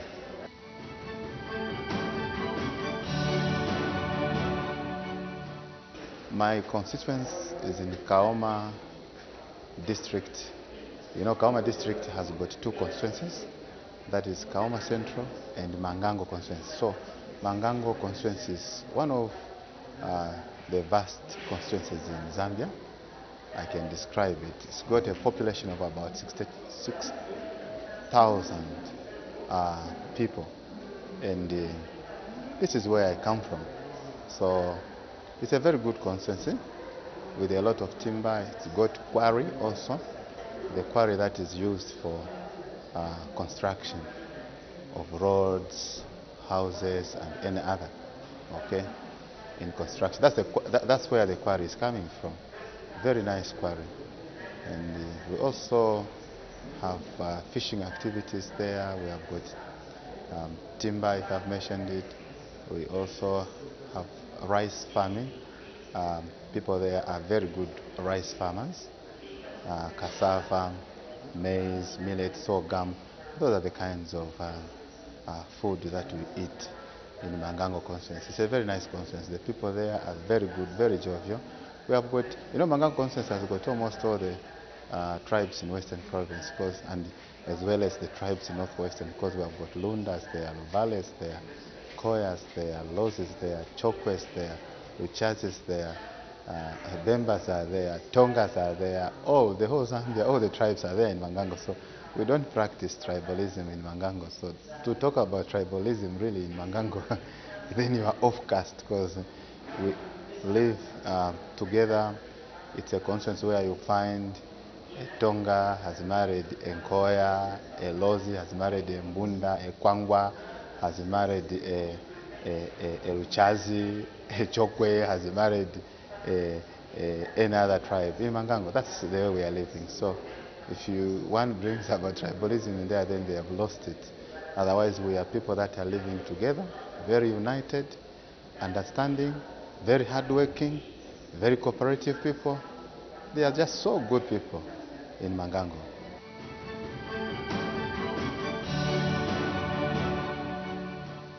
Our developmental agenda in Mangango is a people's-driven agenda, what the people want. That's what we are simply implementing. That's what we are simply doing. People want clinics, and we are constructing clinics all over. People want maternity wings. We are constructing maternity wings.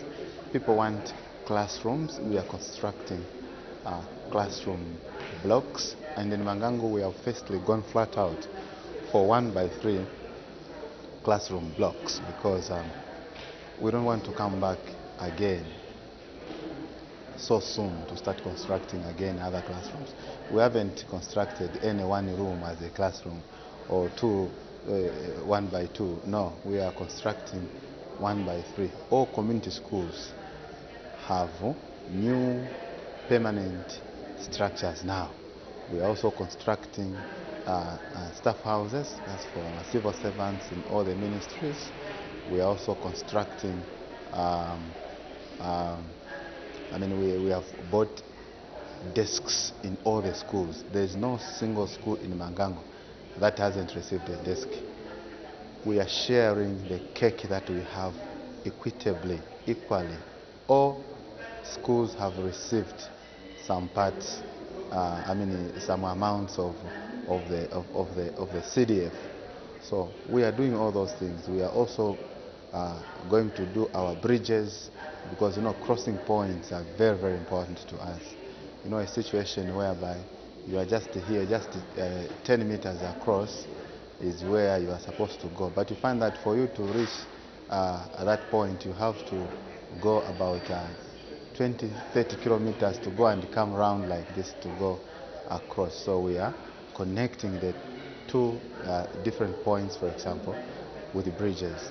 Not only that, we have also gone into the procurement of earth-moving equipment so that we are able to work on our roads and open up the roads, you see, connect one government institution to the other with a good gravel road.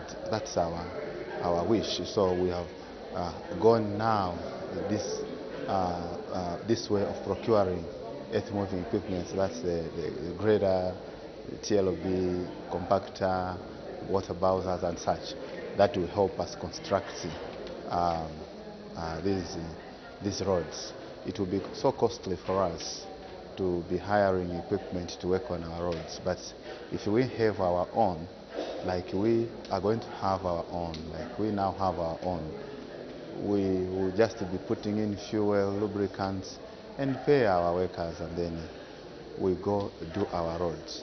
So those are some of the things that the developmental things that the good people of Mangango want. I personally don't have to claim to say I'm doing this. No, it's the good people of Mangango that are doing it, because when there is a construction taking place at that particular site, people, the locals, are also involved. So there is job creation involved, taking place. They will come construct this particular infrastructure.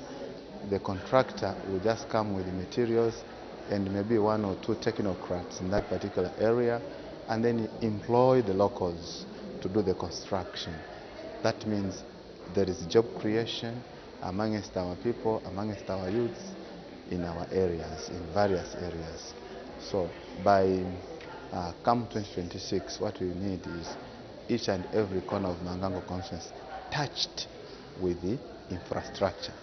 So this is the main agenda for Mangango. It's a developmental agenda. It's a people's-driven agenda.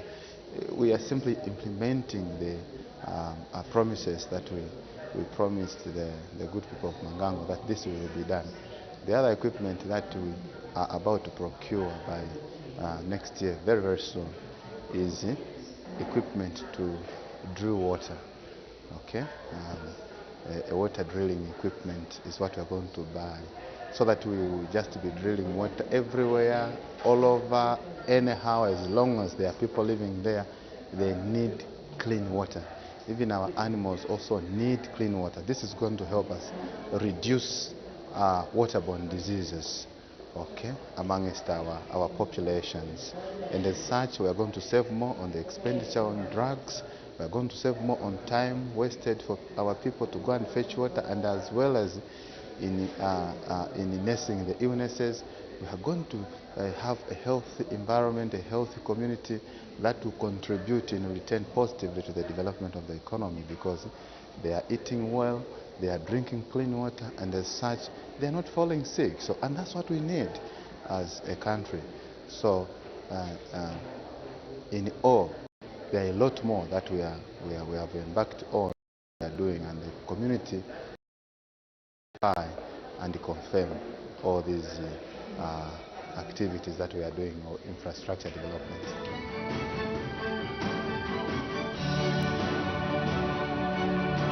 The word of appeal to the good people of Mangango is that please let us be united, let's work together, let's advise each other where we see there is need to do ABCD. We inform each other so that we do it there and then. There is no need to quarrel, no need to fight, no need to point fingers at each other. For what? Because we are all working for a common goal. We are all working for the same people. So constructive ideas, let them be brought on the table. We'll always think about them and implement if there are ideas that are benefiting the good people of Mangango. Unity is what is very, very important. They say united we stand and divided we fall. So we, the good people of Mangango, are united, and I request that we continue being even much more united, so that we are able to work together, we are able to appreciate one another's efforts. Among others, clubs and cooperatives, we are giving out monies for clubs, to cooperatives and individual loans. This we are doing every year, every quarter. We are giving out this money. So I'm asking the people of Mangangu to kindly continue be creating these or coming up with these clubs and cooperatives and register them and register their companies so that we give them individual loans, soft loans, individual soft loans. We give them the grants in form of clubs. I mean, to the clubs and cooperatives. We are giving out this money. This money is not meant for the MP. No, it is meant for you, the people. Please form your clubs, your cooperatives, and register them and have this money with you so that you start up your businesses or you grow your businesses. That's the way that can grow our economy. If everyone is to be productive, everyone is to be economically productive, this is the way that we can grow the economy, because from there we shall be able to have some money to buy ourselves the needs like salt, sugar, clothing, even build some shelter from there when we have started our businesses. So youths, by youths I mean both boys and girls. Can we please not shun away from this? Let's do it. Women and men, please, let's do it. There is equity in terms of distribution in Mangangu from these CDF funds. We are not looking at on the first to say this is that, this is no. As long as you apply, whether you are a boy, a girl, a woman, a man, we are giving you all. Why? It's because each and every one of us has got a part that they can contribute to the development in Mangangu. They also have got families to fend. They also have got people to look after, dependents. Where can they be generating this money from? It is from the businesses that they will be doing. That will be coming from the that will be coming or that is coming from the CDF funds, CDF money, Conscious Development Fund, that we are giving them through the cooperatives, clubs, as well as individual loans.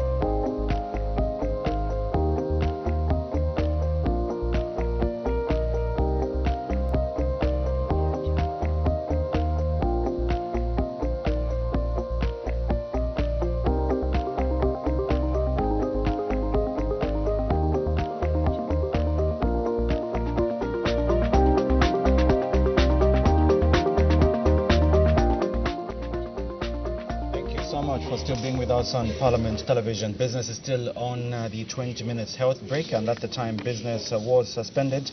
The House was considering question 378, which was asked by Mr.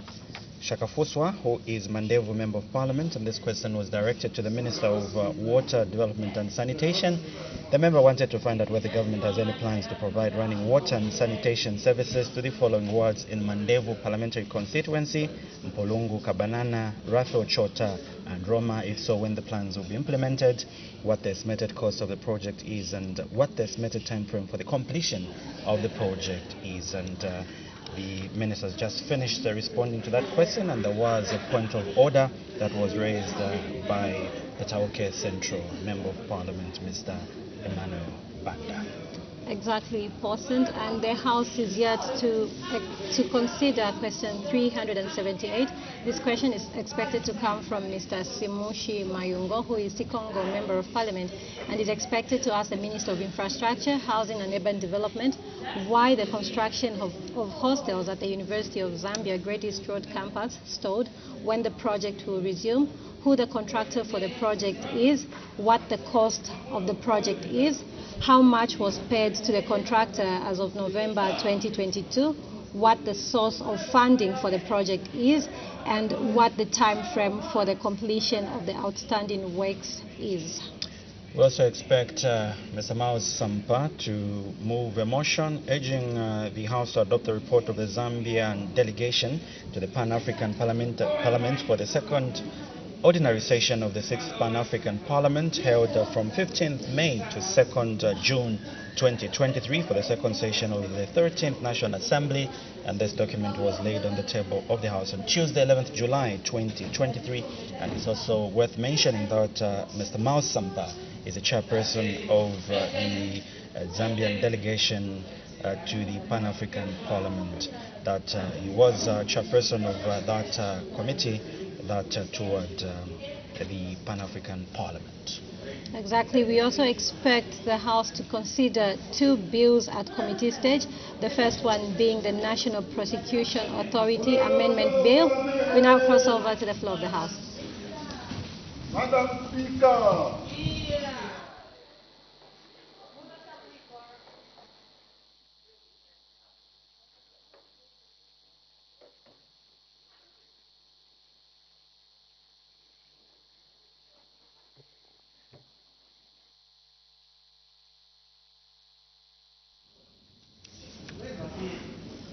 Bells are still ringing, a sign that a quorum is not present.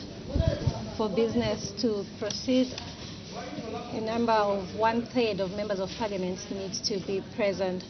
So earlier on I was saying that the House is expected to consider two bills at committee. Still ringing, so we do expect the House to consider two bills at committee stage.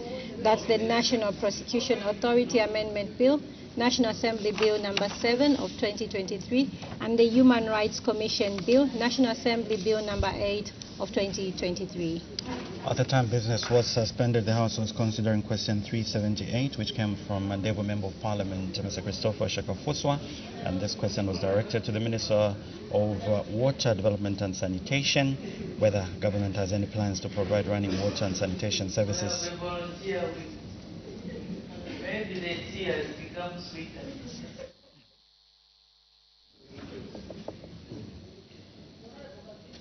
And the Member of Parliament would like to find out if so when the plans will be implemented, and according to the Minister's response, he did say that yes, government has plans to provide running water and sanitation services to the wards in Mandevu Parliamentary Constituency, and if so, when the plans will be implemented. The Minister did respond by saying once funds are made available, what the estimated cost of the project is will be only known at the point of procurement. What the estimated time frame for the completion of the project is 8 months after the project commences. And so we do expect members of parliament to ask follow-up questions to the Minister of Water, Development and Sanitation to these responses that he gave to question 378. That did come from Mr. Christopher Shakafuswa. Business cannot commence now because of the quorum. It is a requirement that 1/3 of the total number of members of parliament being present in the House for any business to be transacted on the floor of the House. So as you can see on your screens, members of parliament getting back to the chamber in readiness for business to commence once the quorum is constituted. Keep watching Parliament Television. We'll be on hand to give you live commentaries at the end of today's business.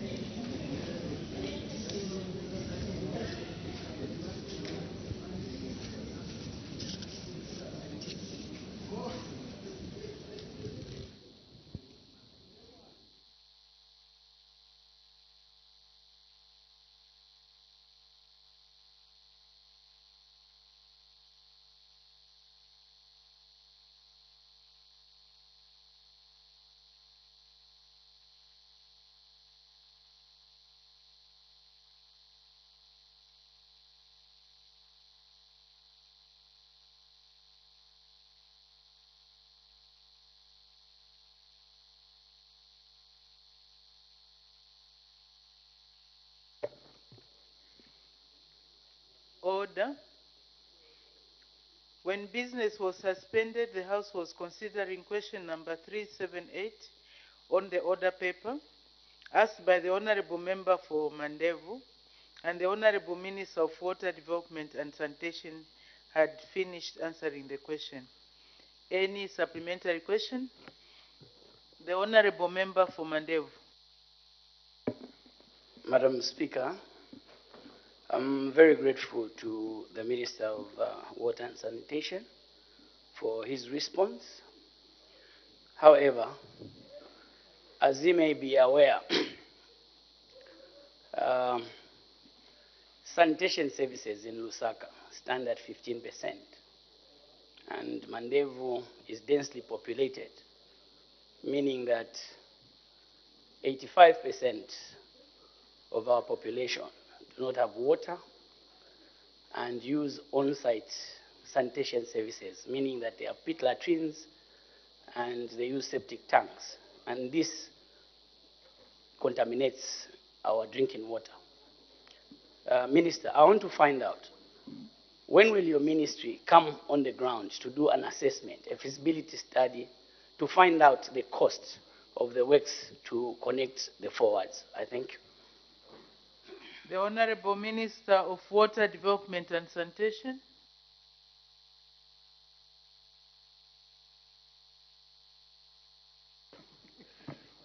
Thank you, Madam Speaker. And I'm grateful for the follow-up question from Honorable Shakafuswa, who is not only a Member of Parliament, but alderman, having served as a councillor continuously for 10 years under Lusaka City Council. And I'm grateful for the information is provided, and I acknowledge that indeed, Madam Speaker, we have challenges of water in Kabanana as well as sanitation. As to the question in terms of when are we going to come up with the plans, I want to say that in 2022 we had done an assessment to just position ourselves as a ministry to be ready to try and ensure that we attend to the challenges of water supply and sanitation in the mentioned areas. And the assessment revealed that we needed to spend close to 38,900,000 kwacha. But obviously, in fact, this was as at July 2020, but obviously this will not be the exactly cost at the moment because of the current fluctuations. So we'll have to see at a time that we'll be procuring the works what the cost will be. But I want to just say roughly, this is the amount that was estimated to be spent for water supply in there. Madam Speaker, as regards to sanitation, like again the MP has said, these are areas that are densely populated with a lot of encroachments. And this is indeed posing as a challenge, a big, big challenge to roll out a sanitation network to provide sanitation services in those areas. So I just want to appeal that as the situation is already worse on the ground in terms of encroachments, in terms of unplanned construction, that as members of parliament working with civic leaders, we should ensure that we try to assist that our people adhere to the plans that the local authorities provide, because this creates serious challenges as the population grows and then the demands for water supply, the demands for sanitation come on. It becomes a problem. Where do you lay the pipe? Where does the pipe go? Because now it means that we have to demolish a number of structures in order to roll out the sanitation network. So this is the challenge that we have, but as and when the resources are available, we should be able to find some mitigation measures. But I want to just state here that it will be really quite difficult because of the reasons that I've stated. Thank you, Madam Speaker. Thank you. The Honorable Member for Mandevu.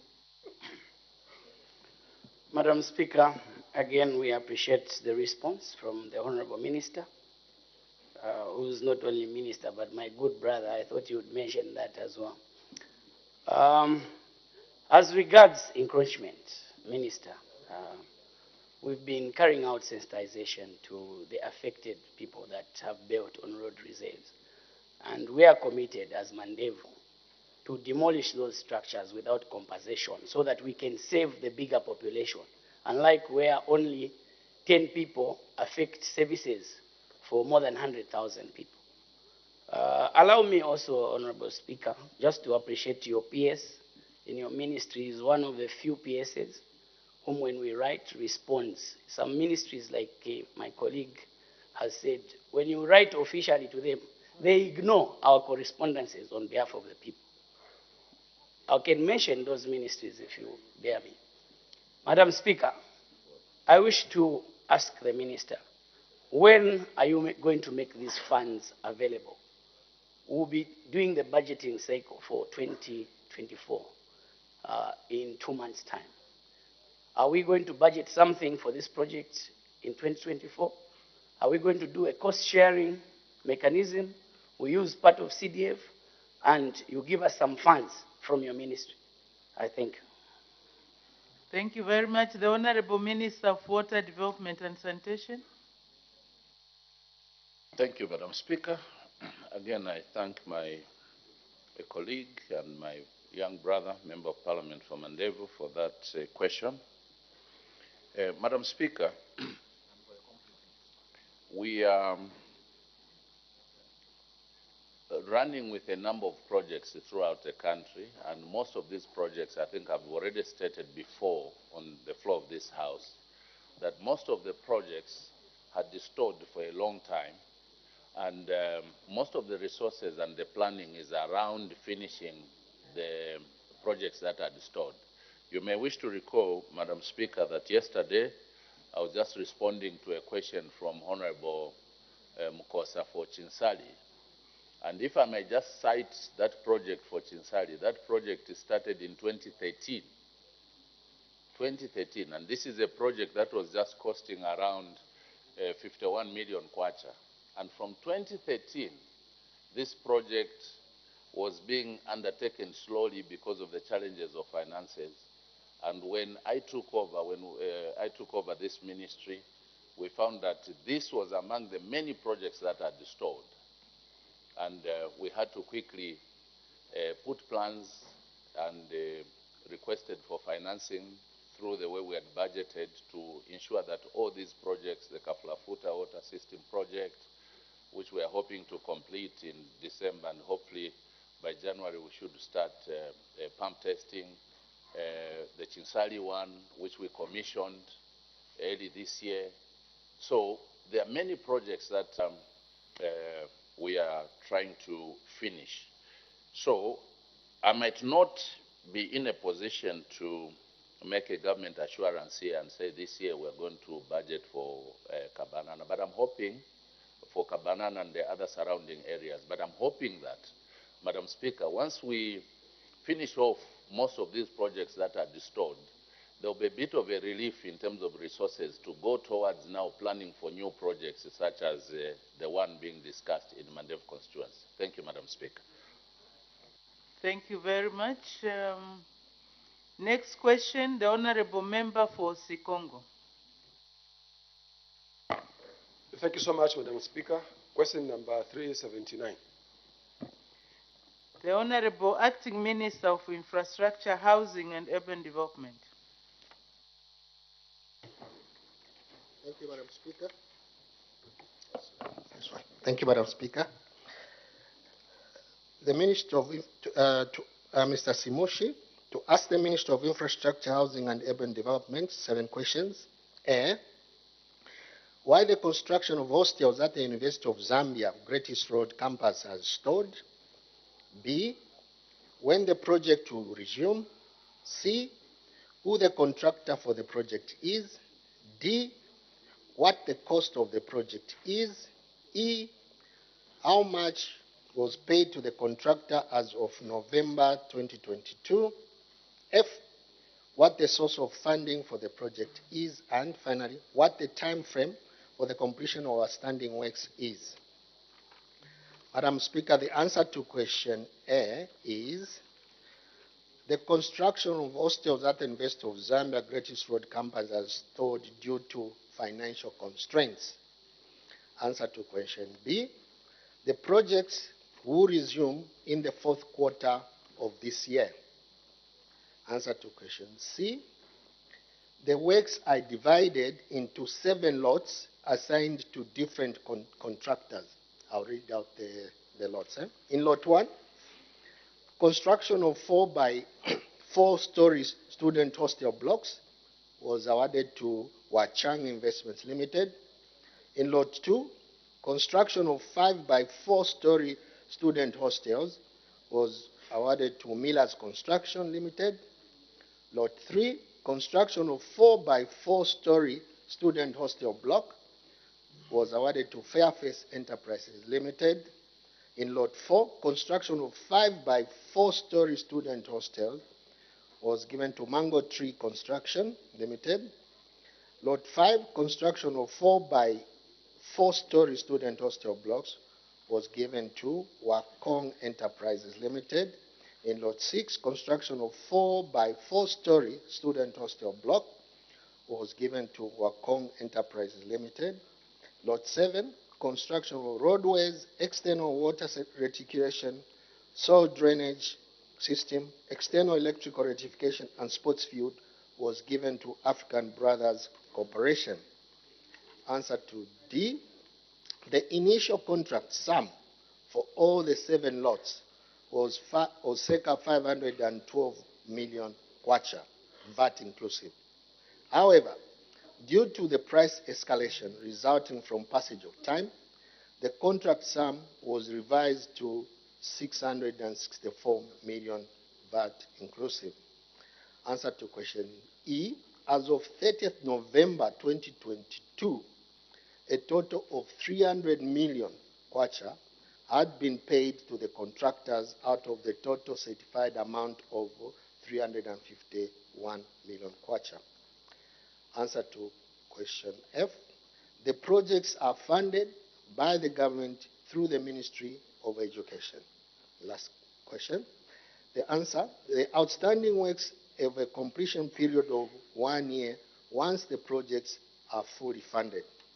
Madam Speaker, allow me to give additional information just for clarity. In terms of physical progress on site, Lot 1 is standing at 45%, Lot 2 is standing at 70%, Lot 3 is at 65%, Lot 4 is at 60%, Lot 5 at 60%, Lot 6 60%, Lot 7 at 75%. In the 2023 year budget, government has allocated 100 million kwacha to the project. Contracts have been submitted to the Ministry of Justice for further validation. The initial total contract sum for all the 7 lots was 513, as earlier alluded to, inclusive VAT, broken down. I can give a breakdown if the honourable member is interested in looking at the breakdown of the amounts. The total outstanding amounts in interim payment certificates issued on the project was almost 52 million kwacha. Madam Speaker, I submit. Thank you very much. Supplementary questions. The Honourable Member for Sikongo. Thank you so much, Madam Speaker. Madam Speaker, given the magnitude of the problem of accommodation at UNZA, one would have wondered that maybe the government would have considered constructing maybe even 3-4 infrastructure and complete it, and then plan to do the other one. So I want to find out from the Minister, is there a good reason why government decided to litter us with the white elephants and then fail to finish them, when maybe they could have concentrated on maybe just a few, finish them, and then think of constructing new ones? I thank you. Thank you. The Honourable Acting Minister of Infrastructure, Housing and Urban Development. Thank you. Madam Speaker, I don't think these are white elephants. I've already indicated the percentage of completion and the time that will be required to complete all the works, funds permitting. So within 1 year, all these hostel blocks will be completed. I submit. Thank you. But the Honourable Member is wondering whether the government cannot phase out the completion period. You start with 3, then you another. That's what he wants to know. Thank you, Madam Speaker. Because these projects have got different contractors, and looking at the amounts that is outstanding, and the funding has already been provided, there's really no need for us to start phasing, because if the longer we delay in completing these projects, the cost will go up. So we're trying to reduce on the escalation of costs. I submit. Thank you. The Honourable Member for Kabwata. Thank you, Madam Speaker, for the opportunity. Honourable Minister, I just wanted to find out... Member for Kasenengwa. Thank you very much, Madam Speaker. Minister, I wanted to find out if you are in a position to tell us how many students those structures are able to accommodate in total, considering the serious shortage of accommodation for students. Thank you, Madam Speaker. Thank you. The Honourable Acting Minister of Infrastructure, Housing and Urban Development. Madam Speaker, I'm sorry, I don't have the figures to indicate, but I can assume that quite a number of students will be accommodated in these newly constructed 4-story student hostels. Submit. Probably the Honourable Member for Kasanengwa can follow up later to find out the number of students. The Honourable Member for Kaumbwe.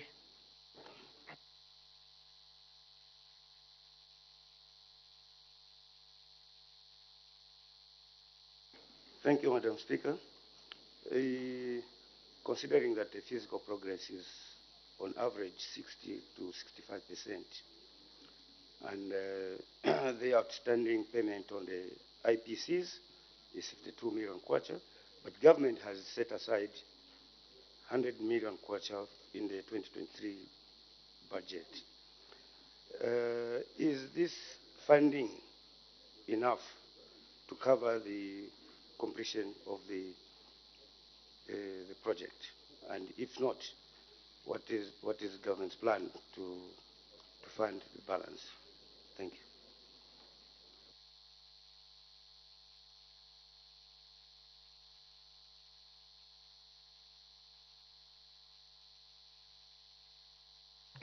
Sorry, the Honourable Acting Minister of Infrastructure, Housing and Urban Development. Thank you, Madam Speaker. Indeed, the 100 million that has been allocated is not enough to finish this project. However, it is anticipated that further funding will be allocated in the next year's budget, and we should be able to complete in the 12 months that has been indicated and submitted. Thank you. Honorable Member for Sikongo. Thank you, Madam Speaker.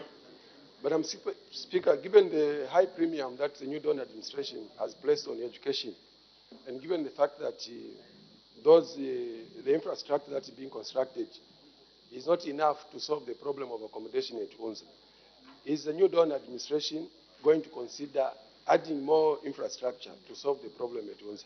I thank you. Thank you. The Honorable Acting Minister of Infrastructure, Housing and Urban Development.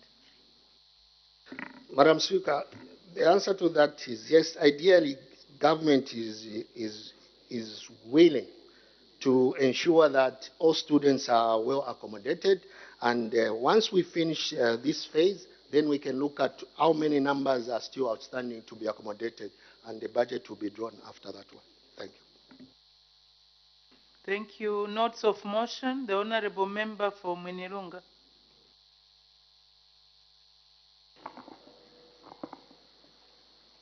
Thank you very much, Madam Speaker. Madam Speaker, I beg to move that this House do adopt the report of the Zambian delegation to the Pan-African Parliament, PAP, for the second ordinary session of the 6th Pan-African Parliament, held from 15th May to 2nd June 2023. Is the motion seconded? Yes, Madam Speaker.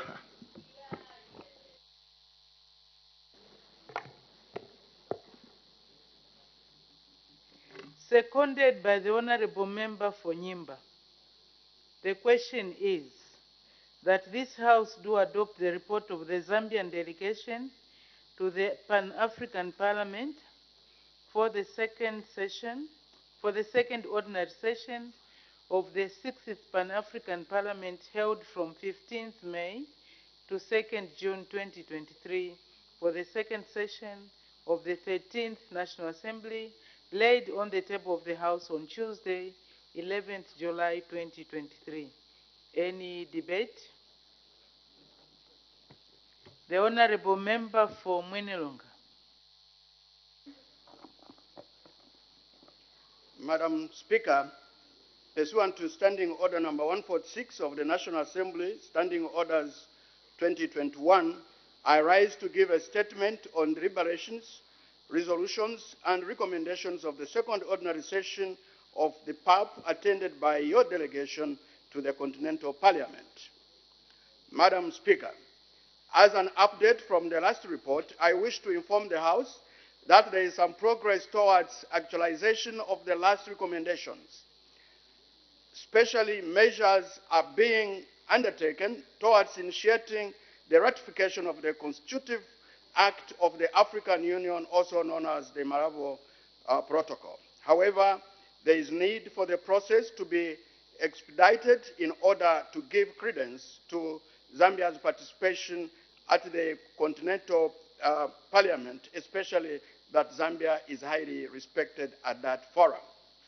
Madam Speaker, a number of deliberations on various topical issues were undertaken during the session. Allow me to highlight a few.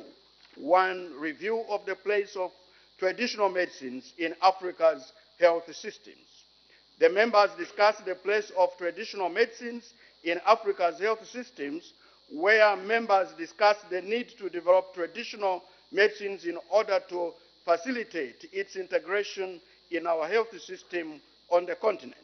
This was against the backdrop of concerns that Africa had various medicinal natural resources that were being exploited by the West and then exported back to Africa at huge cost. It was emphasized that the various indigenous plants with medicinal value on the continent needed to be cultivated and harnessed for use as medicines, as well as for the extraction of the medicinal components for packaging. The Continental Parliament raised concern that Africa needed to find African solutions to African health challenges, and this included utilizing its abundant natural resources for developing various local vaccines. 2, accelerating the African Continental Free Trade Area, the significance of the Pan-African Parliament.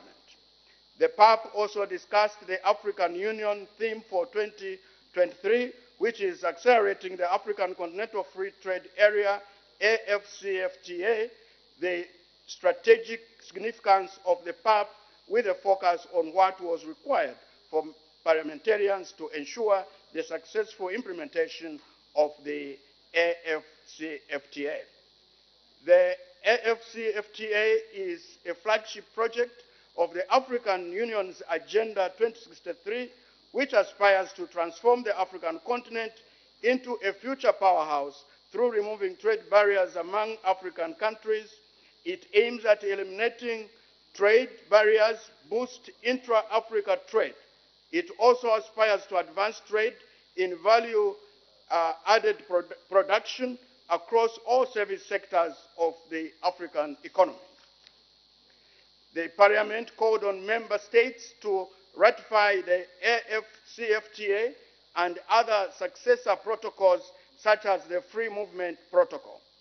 It was argued that the continent could not prosper, could not have proper trade when it still restricted movement of people on the continent. It was stated that free movement of persons should be part of the main strategy to implement the AFCFTA.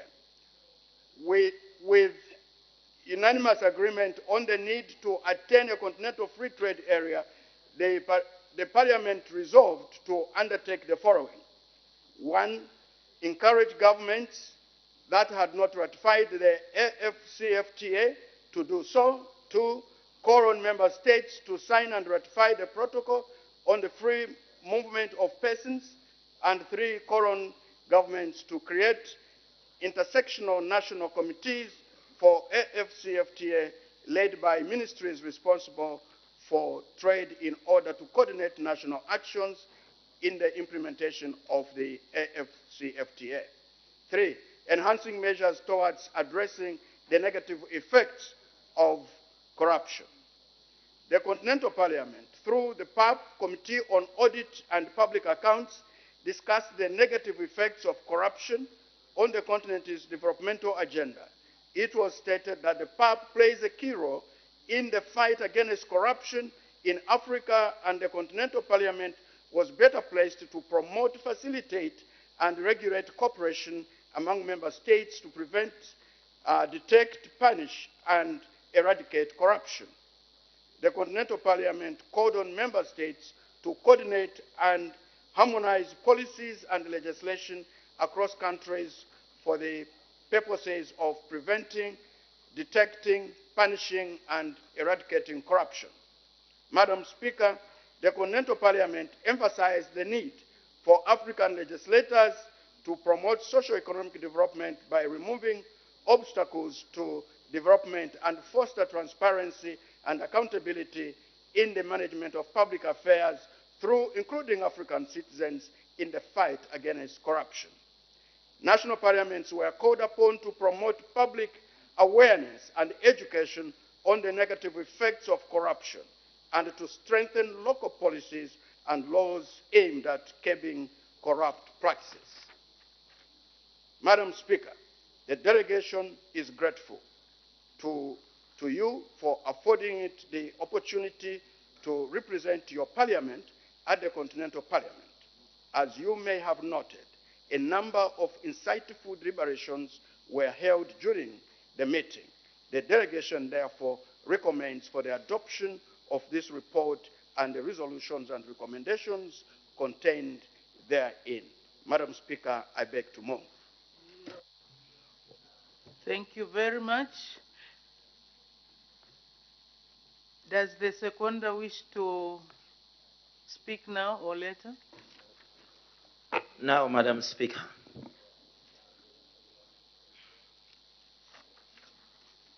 The Honorable Member for Nyimba. Thank you, Madam Speaker, for the opportunity you've given me to second this motion.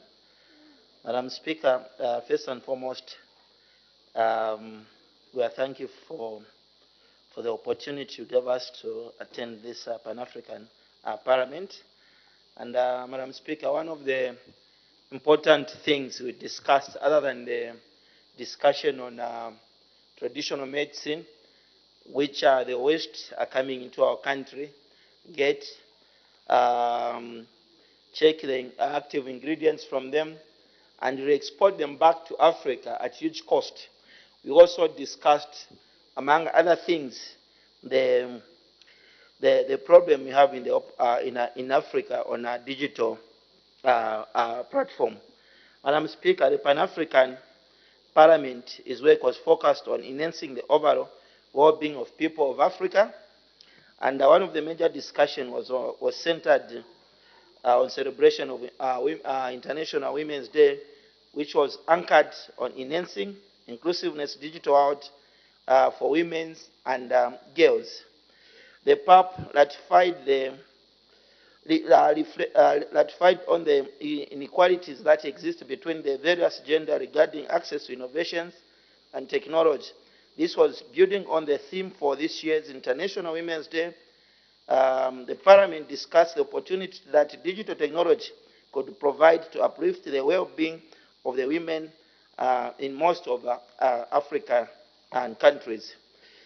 The Parliament also, Madam Speaker, raised a concern on the huge disparities that exist between men and women, especially those coming from the rural areas, regarding access to internet and technology. Alarm was also raised on the potential to use technology to perpetuate the gender-based violence on other related crimes against women. The Parliament called upon member states, including Zambia, Madam Speaker, to recognize and celebrate the women, girls who are championing the transformative technology and digital education, while spotlighting the importance of protecting the rights of women and girls in digital space, addressing the online and ICT facilitated gender-based violence. The members also advocated for the inclusion of women and other groups in the field of technology to foster more creative solutions and innovation that meet women's needs and promote gender equality. Members resolved to push member countries to commit, Madam Speaker, to the following, and this Zambia also, which is part of African continent. We are urged to do the following, Madam Speaker: design and implement law policy, administrative, and practical measures to address existing structural inequalities in income, education, employment opportunities, remove political, economical, legal, culture, technology, and barriers that prevent women and girls from accessing using the internet and the ICTs. Actively include women and gender quality experts in policy making and governance processes to ensure fair and fairly digital data incomes, Madam Speaker.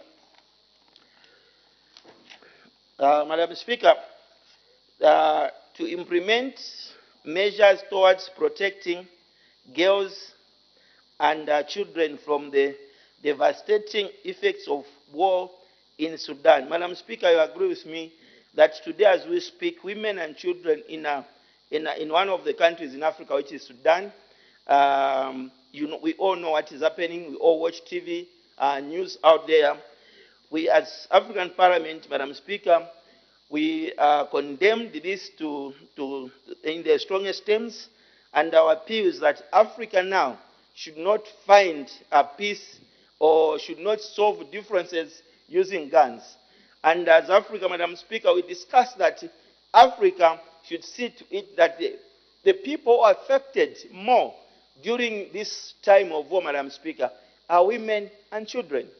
Our discussion, Madam Speaker, was that as African continent, let's find always time to negotiate. Whichever differences, Madam Speaker, we agreed that we can only find a peaceful solution by negotiating. And this is what we discussed at Pan-African Parliament, Madam Speaker. And in conclusion, Madam Speaker, the Zambian delegation to PAP remains grateful for according the opportunity to represent your parliament at the Continental Parliament. Madam Speaker, I beg to second the motion. Thank you. The report. Thank you very much.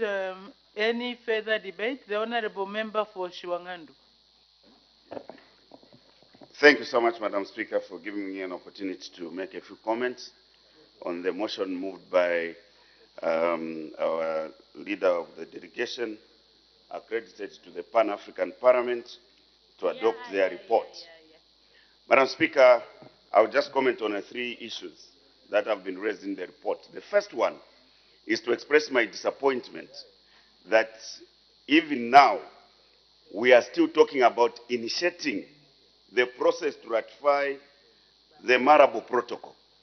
Initiating, meaning we haven't even started. Because what this entails, Madam Speaker, is that our delegation which goes there are already weakened before they start engaging in a PAP activities. They are weakened because what will give them impetus to do what you assign them to do at that parliamentary forum is ensuring that this Marable Protocol is ratified. And so I'm saying I'm a bit disappointed that we're still talking about initiating the process to put instruments in place, process them, and have the protocol ratified. So this must be done expeditiously, Madam Speaker, so that the delegation can then have meaningful participation in Pan-African Parliament. The second one, Madam Speaker, is the topical issue they've brought to the table, the issue of medicine from our natural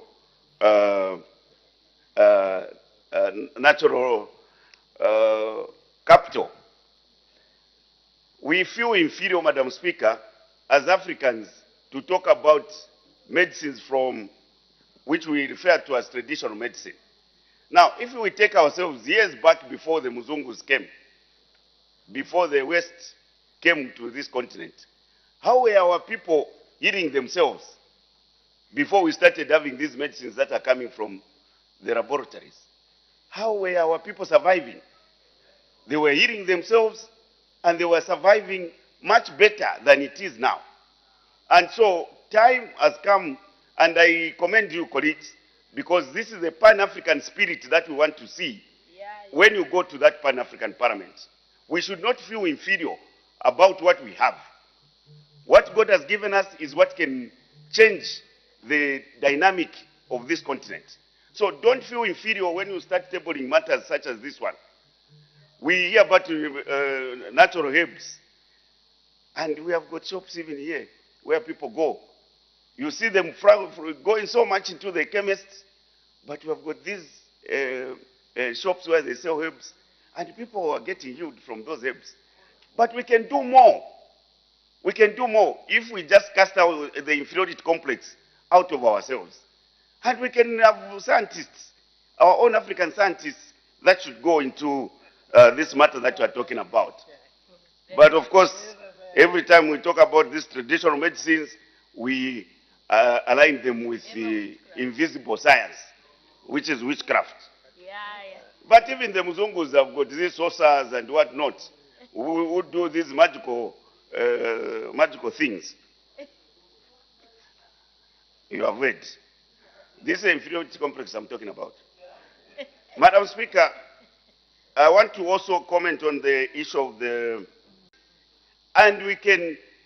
These are times when we remember leaders such as Muammar Gaddafi of Libya, because it demonstrated that as an African country, you can actually design your own economic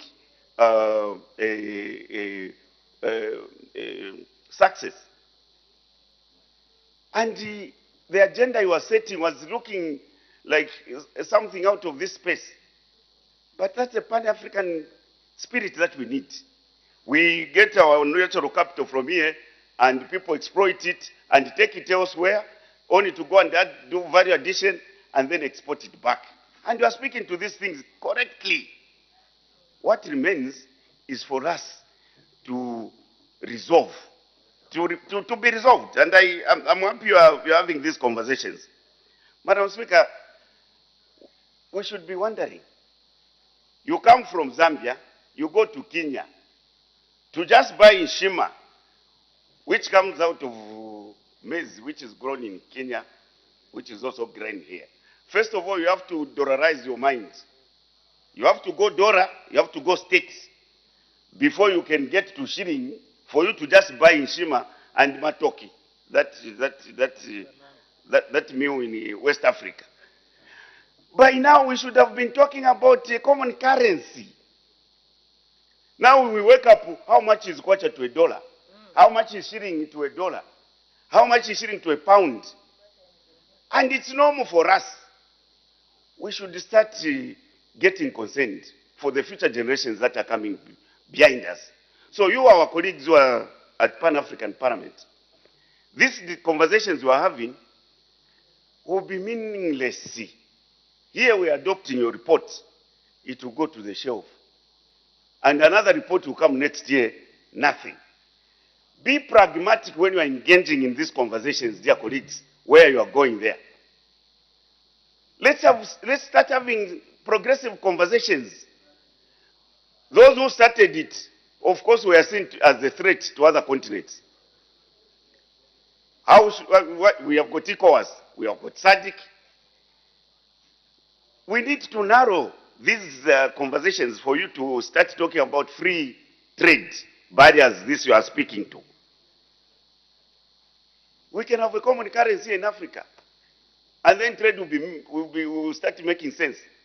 To export maize to Congo, you have to think, oh, how much dollars per metric ton? You can't even trust the Congo currency. What sort of people are we? So let's start provoking ourselves for the future generations that are coming behind us. So, honorable colleagues, those of you who have assigned to go to PAP, be aggressive. And that's why I'm disappointed when I said we are still talking about initiating the Marable Protocol being domesticated. This should have been a matter. Your Honor, the Vice President, through you, please ensure this Marable Protocol is ratified so that this PAP we are sending, this delegation we are sending to Pan-African Parliament can participate meaningfully. So we want to see, let's start doing things differently. We can't be doing one and the same thing. You go, you come back, and nothing is changing. It doesn't help anyone. So let's start thinking about the common currency as we are talking about the free movement of the people from one country to another on the continent.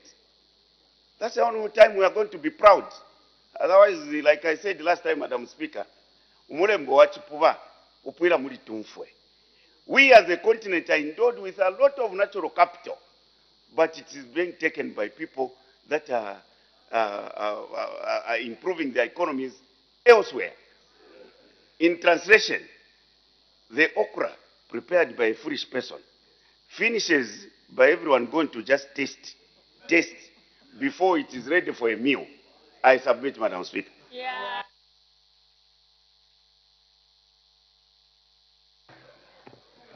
Thank you. Let me just interrupt the debate with a brief announcement. Honorable members, I'm in receipt of a petition from Mr. Andrew Sindazi, a resident of Kawambwa. In his petition, Mr. Sindazi is requesting the National Assembly to inquire into the unexplained absence of Mr. Eni Chilangwa, Member of Parliament for Kawambwa constituency, from the sittings of the National Assembly since the resumption of the meeting on 6th June 2023. I have therefore caused the petition to be laid on the table pursuant to Standing Order 125.1. Further, I have constituted a select committee to consider the petition. The committee will report its findings to the House on Tuesday, 25th July 2023. Honorable members who wish to make submissions to the committee shall do so during the committee's program of work. I thank you. Any further debate? The Honorable Member for Kanchivia. Madam Speaker, I want to thank you for this opportunity to debate this very important report. So there's a point of order. Honorable Member for Shuangandu, what's the point of order? Madam Speaker, it's a procedural one, and I apologize to Honorable Member for Kanchivia for disturbing his discourse as I seek clarification. Madam Speaker, I'm the whip for the opposition Patriotic Front Party, here to which Honorable Chilangwa, Member of Parliament for Kawambwa, belong to. I have not been formally requested to avail information about this honorable member, and I'm now hearing that there is a select committee to look into this matter without my consent. I would like to get... Shut up, you are not a speaker. You. Order, honorable members, honorable member for Shuangandu. You are a senior member. Please, can we speak in a... My sincere apologies, Madam yes, Speaker. let's not use insulting But languages. the class should know that we are Order, honorable member for Shuangandu. I've guided. You cannot insult members, because insulting them also means you are insulting the chair. Let's use the acceptable language in the House. And also, without cutting you short, honorable member, you can take your seat. Honorable members, this is an administrative issue. If the honorable members will have anything to say, you can make submission to the select committee. This matter has gone to the select committee of this House. They will discuss the matter. They will report to the House. The House will have an opportunity to debate so that we come out with a position. It's a matter that has been going on for some time. I believe the people of Kawambo are entitled to adequate representation. So your concerns, honorable member for Shuangandu, honorable member for Shuangandu, you make your representations to the select committee. Let's make progress. The honorable member for Kanchivia, honorable member for Shuangandu, the chair has guided, and I have the last voice. Honorable member for Kanchivia. Madam Speaker, I want to thank you for this opportunity to debate this very important report, a report which speaks to an ideology of us as a people, the African people. Madam Chair,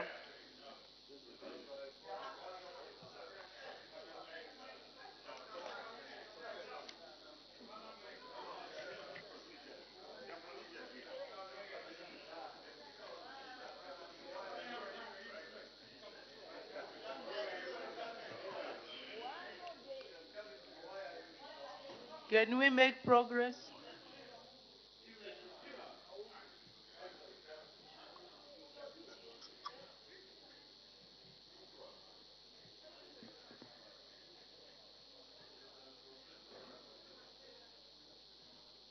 Thank you so much, Madam Speaker. Madam Speaker, this report is a very important report in the sense that it speaks to who we are as an African people and interrogates an ideology which ought to sit right at the very center of our cultural and governance and any other definitions as we would want to speak ourselves, to identify ourselves with. Madam Speaker, this report speaks to African indigenous knowledge systems. And it is our belief from those of us from Kanchivia that African indigenous knowledge systems, Madam Speaker, ought to speak to what we are packaging in our higher institutions of learning. This must lead to research into the medicinal products we are packaging. We've seen countries that are making a fortune out of this particular product or out of this particular opportunity, the indigenous knowledge systems. Madam Speaker, as we were growing up, we had grandmothers, and every time you had an ailment, they knew that you could get to Munso Kansok. I don't know what its medicinal name is. No, it's not snake. But it would be Munso Kansoka, etc., and we would be treated as such. But what we have seen is that over time, and with the phasing out of the generation of our grandmothers and the elderly generation, we find ourselves at loss. And it is very important that the conversation the need for us to bring indigenous knowledge systems at the center of our discussions, conversations, becomes critical. Madam Speaker, countries such as India, countries like China have led the way. They've shown us something and what can be done with, regarding what can be done with indigenous knowledge systems, especially herbal medicines. The herbal medicine industry, Madam Speaker, is estimated to be somewhere around $166 billion US. And the projection, as estimated by different market reports, is that this industry would grow to $348 billion by the year 2028. Therein lies a great opportunity for our continent. Therein lies an opportunity for Africa to arise and learn from what China is doing, learn from what India is doing. We were talking about Umoyo. Umoyo, anyone walks into Umoyo and will find different products. These products are from India, these products are coming from China, etc. And these are products, Madam Speaker, we can package on our own as Africans. You go into Umoyo, you find aphrodisiacs of all kinds for both the men and the women. And you pass through Mpika, you stop by the filling station, you find Musheta Mfumu, you find ABCD. And why are we not patenting and bringing these products into Umoyo? And I'm inviting the Honorable Minister for Livestock and Fisheries to Mpika. Madam Speaker, the need for us to interrogate and say what has happened to NEPAD, the new African partnership which has gone away with President Obasanjo and President Thabo Mbeki. What is guiding the African Union in terms of governance as we speak, Madam Speaker? What has happened is African Union, which constitutes a Pan-African Parliament, is African Union living to its true meaning of its founding fathers, the Kwame Nkrumah, the Haile Selassie, and them who conceived the idea of bringing Africa together under the Organization for African Unity, and now the African Union. And whether or not African Union has remained true to that mandate, we are still stuck, Madam Speaker, to being so loyal to the artificial borders which were created without our consent. None of us, none of the African countries were present at the Berlin conference, but we still remain so loyal to these barriers that we cannot even trade one with the other. Madam Speaker, it is also true that for Africa, it is not yet Uhuru. How do we transform Africa into the powerhouse the report is talking about? We are not going to transform Africa into the powerhouse it must become by maintaining the status quo. Unless the leadership at the Pan-African Union, unless the leadership at the Organization for the African Union can agree that they can provoke the status quo and redefine and reposition Africa to where it must be. We have the wealth, but we have no say over the wealth that we possess as a continent. We can't even place value on our resources, be it copper or minerals. Our resources are priced internationally and not by our own selves. Madam Speaker, we are at a time where we are a consumer race, and we continue to be a consumer race as the African continent. But when one taps into the Pan-African spirit, we know for a fact that Pan-Africanism also speaks to our own identity. We can't even have a national attire, even as a country. And we will boast about brands from outside. It's a Pierre Cardin and everything, and yet we can't even celebrate who we are as a people. Yesterday we debated ourselves, even in terms of outfit and what must be allowed in this house. If I come with a buboe chulundu from northern province as a Bemba, I'll be told you are out of order. Why are you coming with a chulundu in this house? But that is what my ancestors identified themselves with.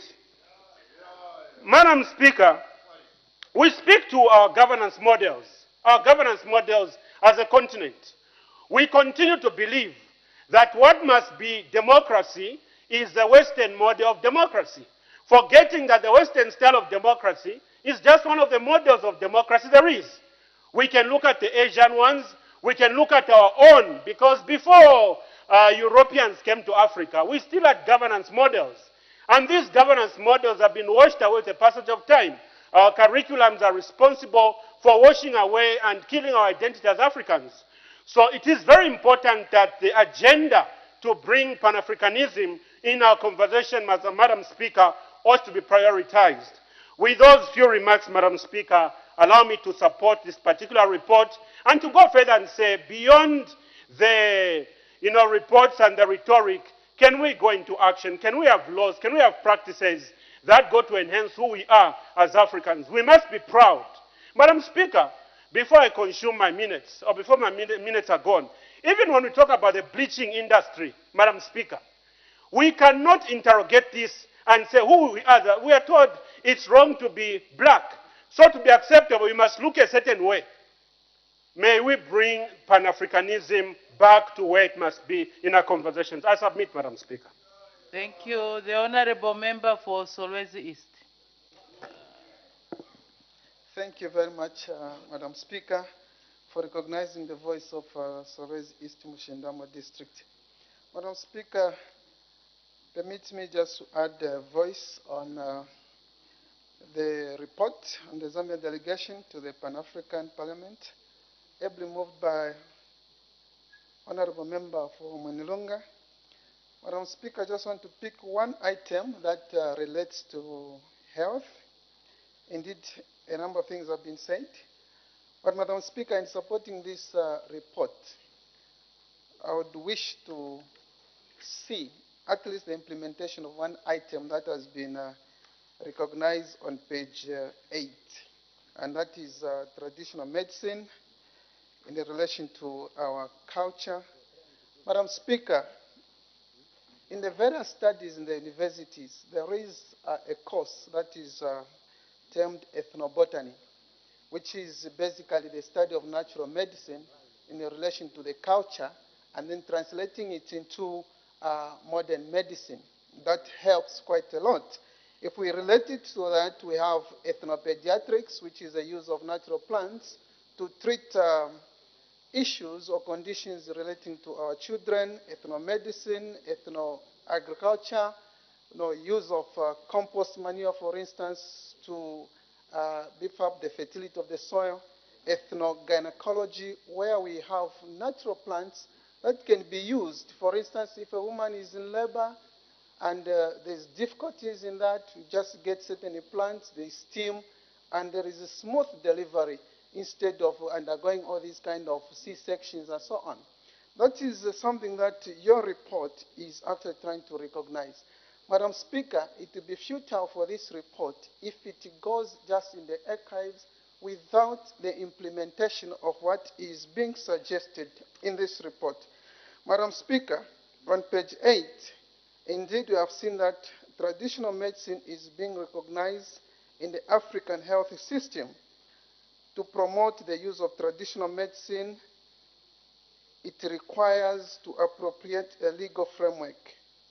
Madam Speaker, it is very important that as Zambia, we come up with a legal framework to recognize traditional medicine, because this is very, very important in order to supplement to the modern medicine that we have.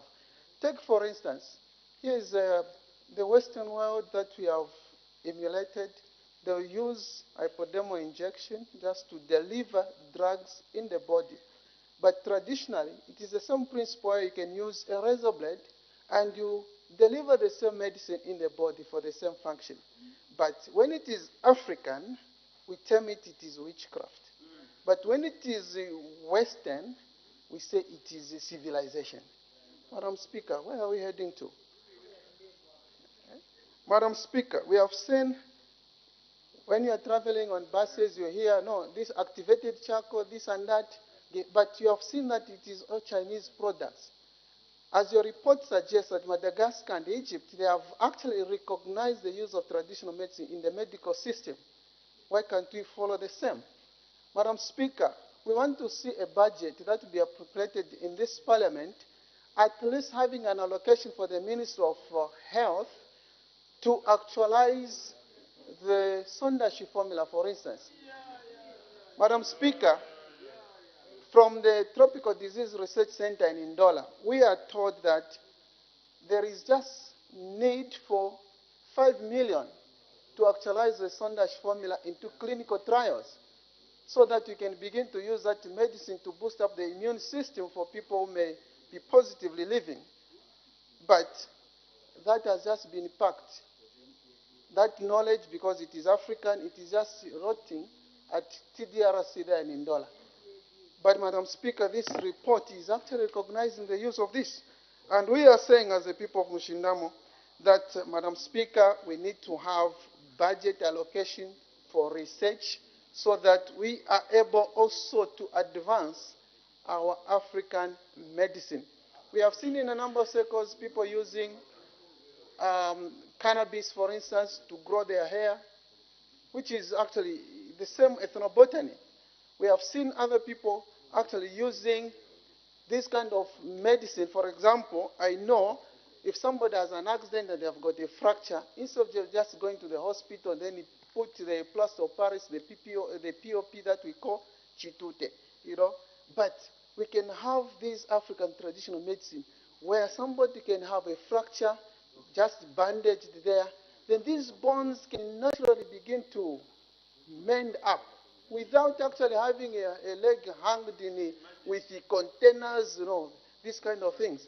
So, Madam Speaker, this research is a wake-up call for us to use the traditional medicine in order to have it recognized in the medical system.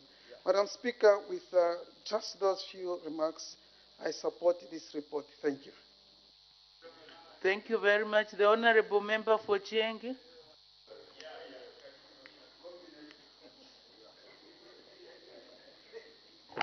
Thank you, Madam Speaker.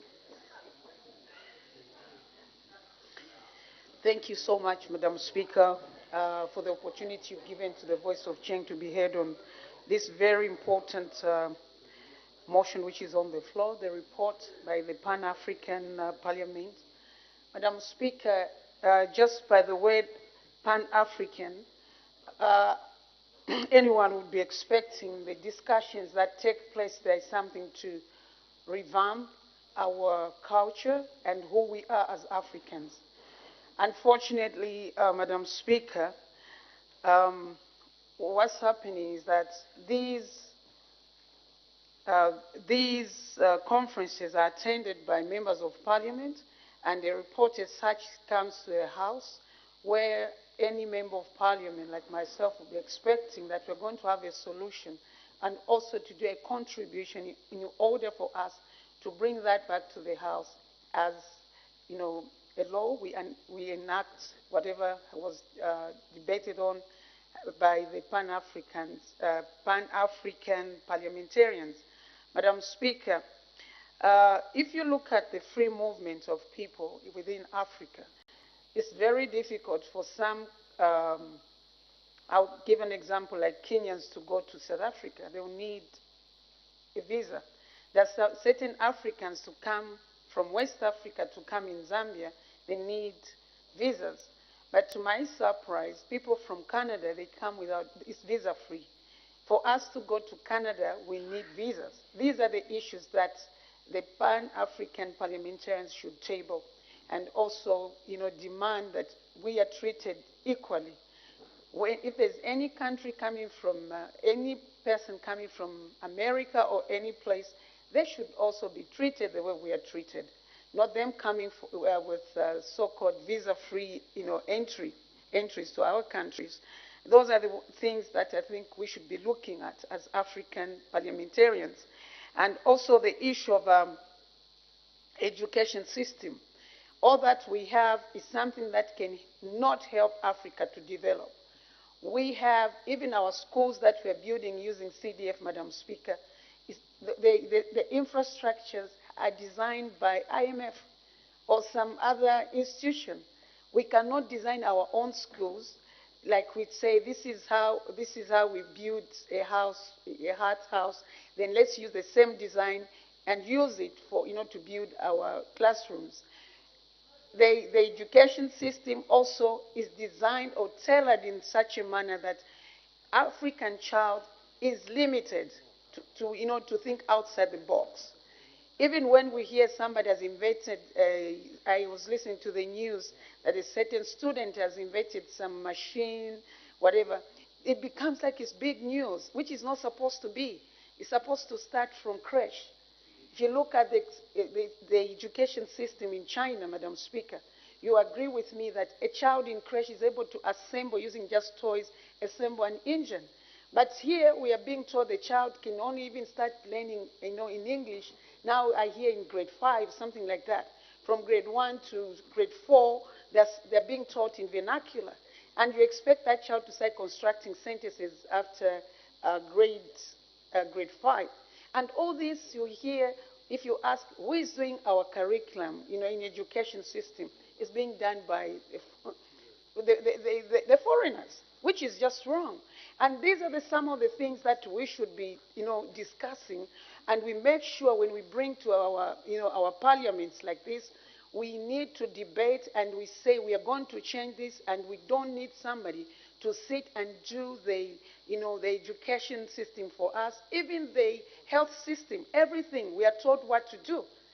And I'm not seeing anything, like being Pan-Africanism is really not really being applied in our parliaments as Africans, especially here in Zambia, Madam Speaker. With due respect, even the way, as your speaker, the way you dress, you'll be taught this is how it should be.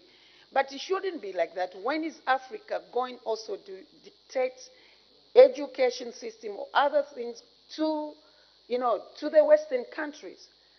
We cannot go on. We're being told this is how you should govern your country. These are the rules that you should do. I'm a reverend. I don't support polygamy, whatever. But they'll say this is evil. But there are certain things that they bring which are evil and which is unacceptable to our culture. But we want to promote that. We want to promote that.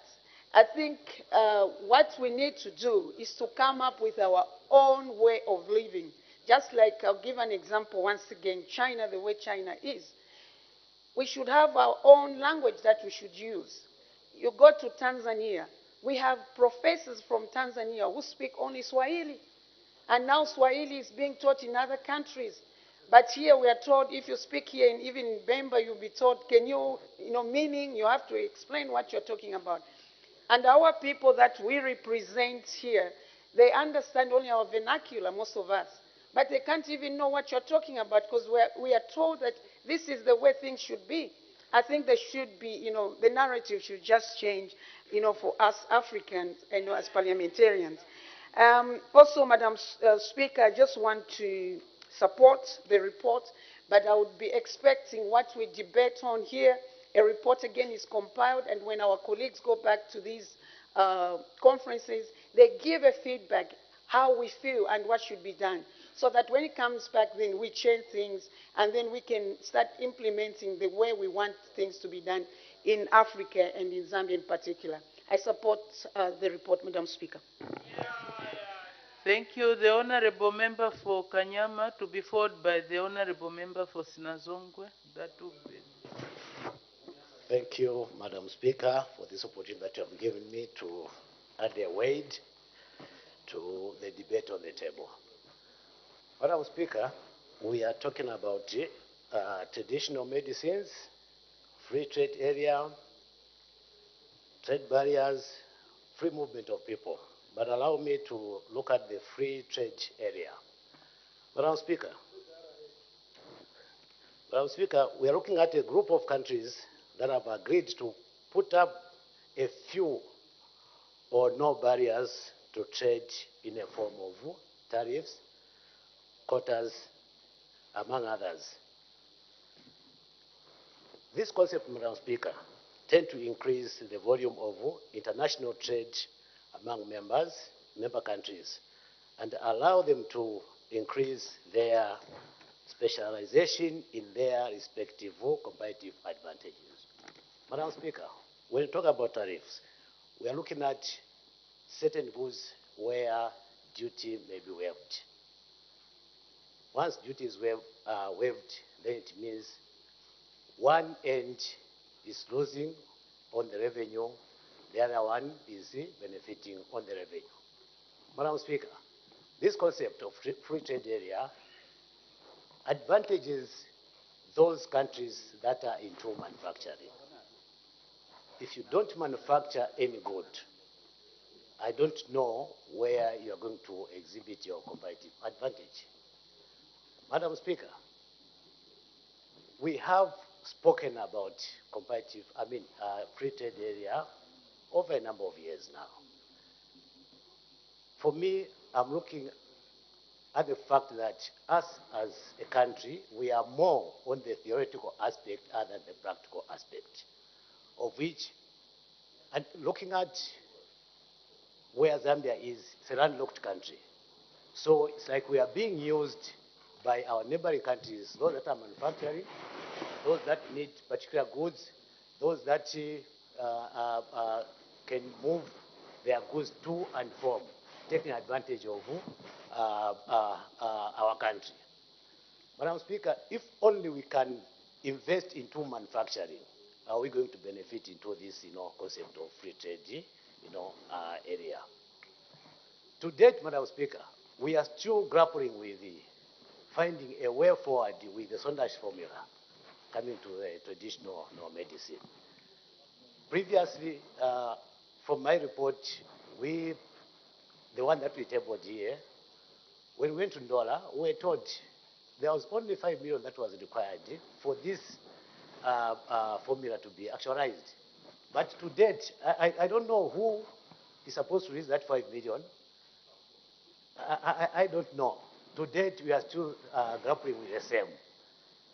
If we cannot embrace our only traditional medicine. Madam Speaker, when we were growing up, we had a system where our mothers would tie, the moment one is born, would tie some bracelet here, some bracelet there, and some bracelet that was under 5. Even on the waist. So all those concepts, I don't know where those concepts have gone. We have grown to where we are, a number of us, without any hiccups after being administered with those same, bracelets and the like. So why should we abandon something that has seen us grow up to where we are? So there are some of the issues that we need as Africans and as Zambians to embrace. Madam Speaker, we've been grappling with COVID. To date, we are still running with it. Those of us who grew up from the villages, you'll be told in event you've got such a flu, you administer such a leaf. Just get that leaf and you take it, you're home and dry. We have had cures for malaria, where you just cover yourself with some branches, 1, 2, 3, mufofo, whatever it is, mufofo, yes, and you find you are healed. Now, we want to abandon that which has seen us up to where we are, and follow the neighbors, concept of handling, these, issues. It's so sad. If only we can come back to ourselves and try and administer that which brought us up to where we are. We won't be grappling with getting medicines from China to cure a particular disease, rushing to India to get some medication to cure a particular disease. And Indians have used this same traditional herbs to come up with those medicines that we rush to, leaving our own medicines here. So, Madam Speaker, if only we can become practical and realize that we are coming from a tradition, I think Zambia will be a better place to live in. Madam Speaker, I support the move. Thank you. The Honorable Member for Sinazongwe.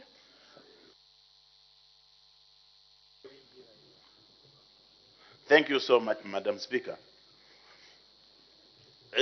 Your report, Madam Speaker, speaks to us as Africans to say we lost it when we were told we were primitive. We should have been who we were by creation. whatever comes from the West, we embrace. What was created within us by the Lord God, we reject it because we fear of being called primitive. We are told to embrace homosexuality and demonize polygamy. We are told homosexual is a human right, polygamy is unchristian. We've lost it. We have to go back, we have to know who we are as Africans. We have to know, you look at even these fruits, wild fruits like tamarind, busika. We didn't know, we were taking it as the people of Zambia. We forgot, we are told by the wise say, it has the name called tamarind, and these are the benefits. Everyone is flocking, buying the same tamarind, using it as a booster.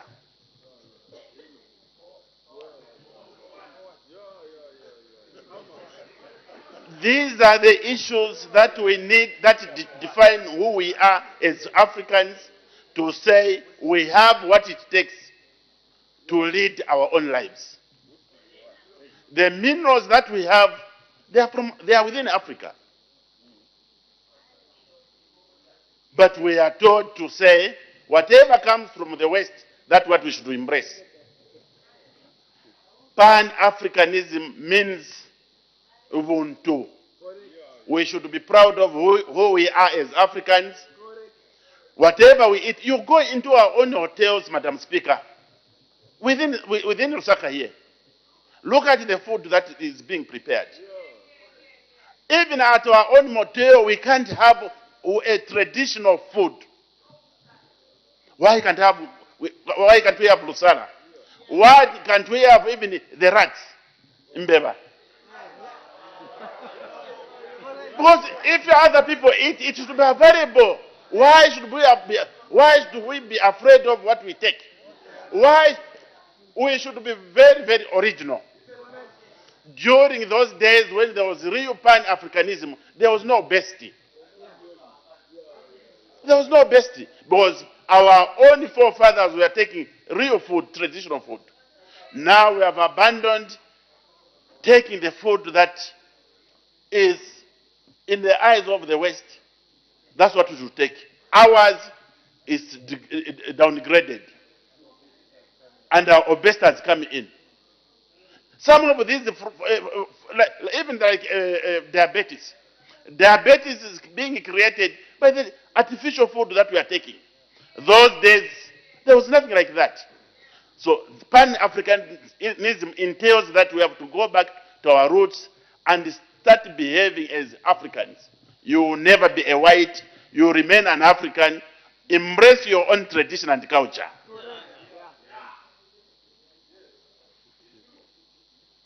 We are not trying to demonize the West, but we should know that Africans can make their own decision and prosper. Why should it be that whatever we do, it has to be determined by a non-African country? Let's realize that even before the West invaded Africa, we used to survive. We used to make our own decisions. We used to have our own medicines. We used to have our own culture and tradition. Let's go back to the roots and embrace each other so that we know to say, Africans, we have our own culture. Madam Speaker, sometimes you send us out of the country. It's really embarrassing. You go in Tanzania, you find they treasure their own traditional food. But here in Zambia, we have abandoned our own traditional food. Look at the diseases that we are going through. Look at the BPs. 3/4 of your members of parliament here, they are taking BP drugs. Why? Because of forgoing their own tradition, forgoing their own traditional food. These are the diseases that your members of parliament are getting through administering something that is non-African. With those few words, Madam Speaker, I submit. Thank you very much. Honorable Member for Mwinilonga, winding up debate. Madam Speaker, thank you very much. Before I thank my colleagues that have debated very well on this subject, I just want to respond to one or two issues. Honorable Kampyongo has talked about pragmatism on the part of the members of Pan-African Parliament. I think that the members of Pan-African Parliament have done their part now and even before, the members that were there before. I think the problem is here at home. At home, this is where, even with previous governments, where we have failed to domesticate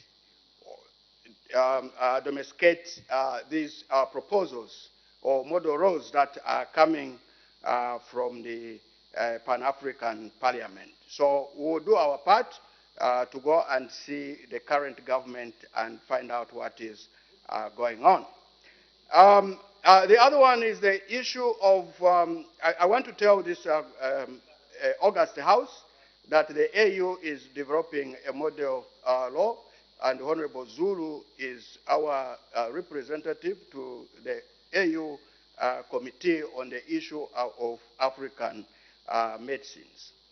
I would also want to comment on Honorable Chanda's comment on the traditional dress.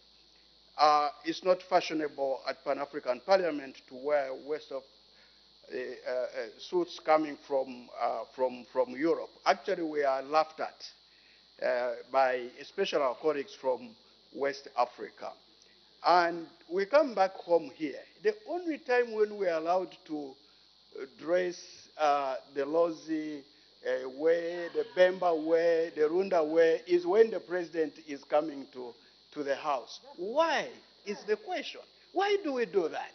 Why don't we do that every day? If I want to wear my Runda dress, let me come with my Runda dress here. I think the Committee on Modernization must look at these issues. Also, our food. I think we have abandoned our food, the Runda food, the Bemba food, the Ngoni food. I think we are no longer eating it. That is, I also want to tell you that we, actually as Rundas, we laugh. When the Bembas and the Ngonis are laughing at each other, you eat monkeys, no, you eat rats. I want to tell you that us, we eat both, monkeys and rats. Yeah. I also want to say that actually Swahili is becoming a pan-African language. That has already been discussed, and some countries are already taking that up. So Swahili will be an African language that will be adopted in all African countries.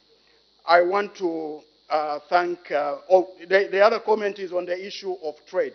I think Zambia is already beginning to actualize what is being discussed at Pan-African Parliament on the issue of trade. We have been restricted to trade amongst ourselves because of communication, regulations, and also laws. You see, Africa has a population of 1.3 billion, and that gives us a huge market to trade amongst ourselves, and that is the route that the Pan-African Parliament is pushing so that we are able to trade amongst ourselves. Having said that, may I thank Honorable Kampyongo, Honorable Chanda, Honorable Katakwe, Honorable Katuta, Honorable Chinkuli, and Honorable Gift from Sinazongwe for invariable comments that they have made on this motion. Thank you very much, Madam Speaker. Thank you. Decision time. I put the question. The question is that this House do adopt the report of the Zambian delegation to the Pan-African Parliament for the second ordinary session of the 6th Pan-African Parliament held from 15th May to 2nd June 2023 for the second session of the 13th National Assembly laid on the table of the House on Tuesday, 11th July 2023. As many as are of that opinion say aye. Aye. Of the contrary say no. The ayes have it. The question is resolved in the affirmative. The clerk will now read orders of the day. The National Prosecution Authority Amendment Bill, National Assembly Bill number 7 of 2023, committee stage. I now consolidate orders number 1 and 2, and the House will now resolve into committee.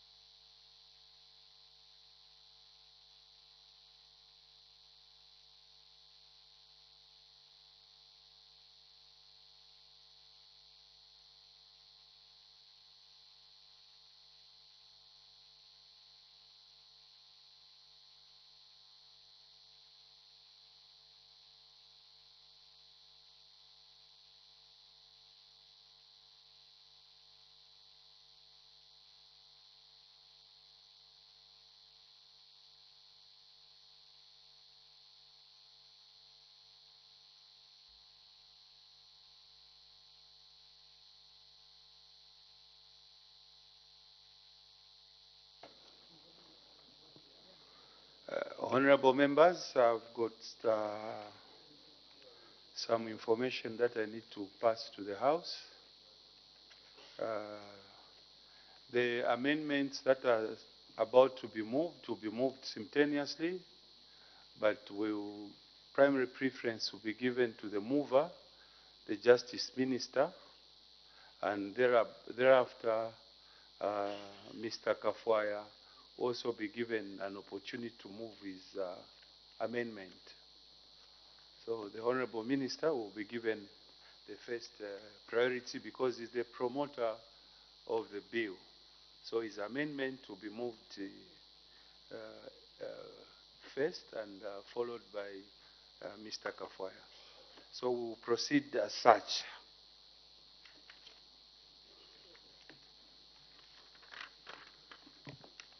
The National Prosecution Authority Amendment Bill, National Assembly Bill number 7 of Clause 1, short title.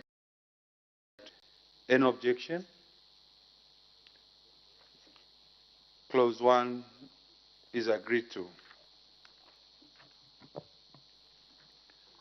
I put the question. The question is that Clause 1 stands part of the bill. As many of the opinion say aye. Aye. Of the contrary say no. The ayes have it. The question is resolved in the affirmative. Clause 1 is ordered to stand part of the bill. Clause 2, amendment of Section 2. The question is that Clause 2 stands part of the bill. The Honorable Minister of Justice. I beg to move that clause stands part of the bill. As many of that opinion say aye. Aye. Or the contrary say no. The ayes have it. The question is resolved in the affirmative. Clause 2 as amended is ordered to stand as part of the bill.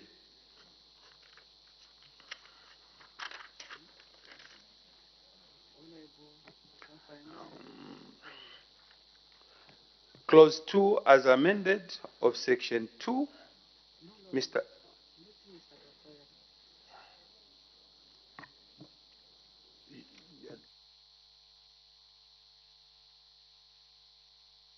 The National Prosecution Authority Amendment Bill, Bill number 7 of 2023, Mr. Kafwaya. Clause 2 as amended of the section 2. The question is that clause 2 stands part of the bill. Mr. Kafwaya. Thank you so much, Mr. Chairman. Mr. Chairman, I beg to withdraw my proposed amendment as a similar one has been moved by the Honorable Minister. Thank you.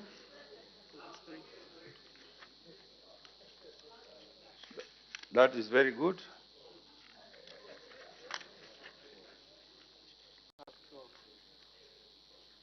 Clause 3, repeal and replacement of section 7. The question is that clause 3 stands part of the bill. The Honorable Minister of I beg to move that clause 3 be amended with words as circulated.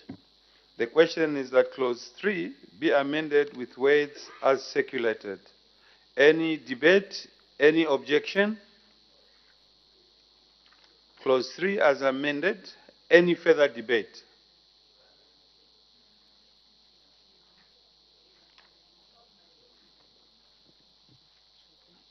The Honorable Member for Usakire. Thank you very much, Mr. Chairman. Mr. Chairman, the good people of Usakire, they have a problem with clause 3, composition of the board. The Constitution provides that the office of the DPP shall not be under direction of any person or authority. This is unconstitutional because it is against the Constitution. When you go to Part 1, Article 1 in Part 1 of our Constitution, it says that any law, written, customary, or customary practice that is inconsistent with the Constitution is void to an extent of its inconsistency. So this particular amendment, Mr. Chairman, is unconstitutional. It is archaic. It is retrogressive. We cannot subject a constitutional office such as the office of the DPP to the board. Then it will be against the Constitution. Maybe let me quote Article 187.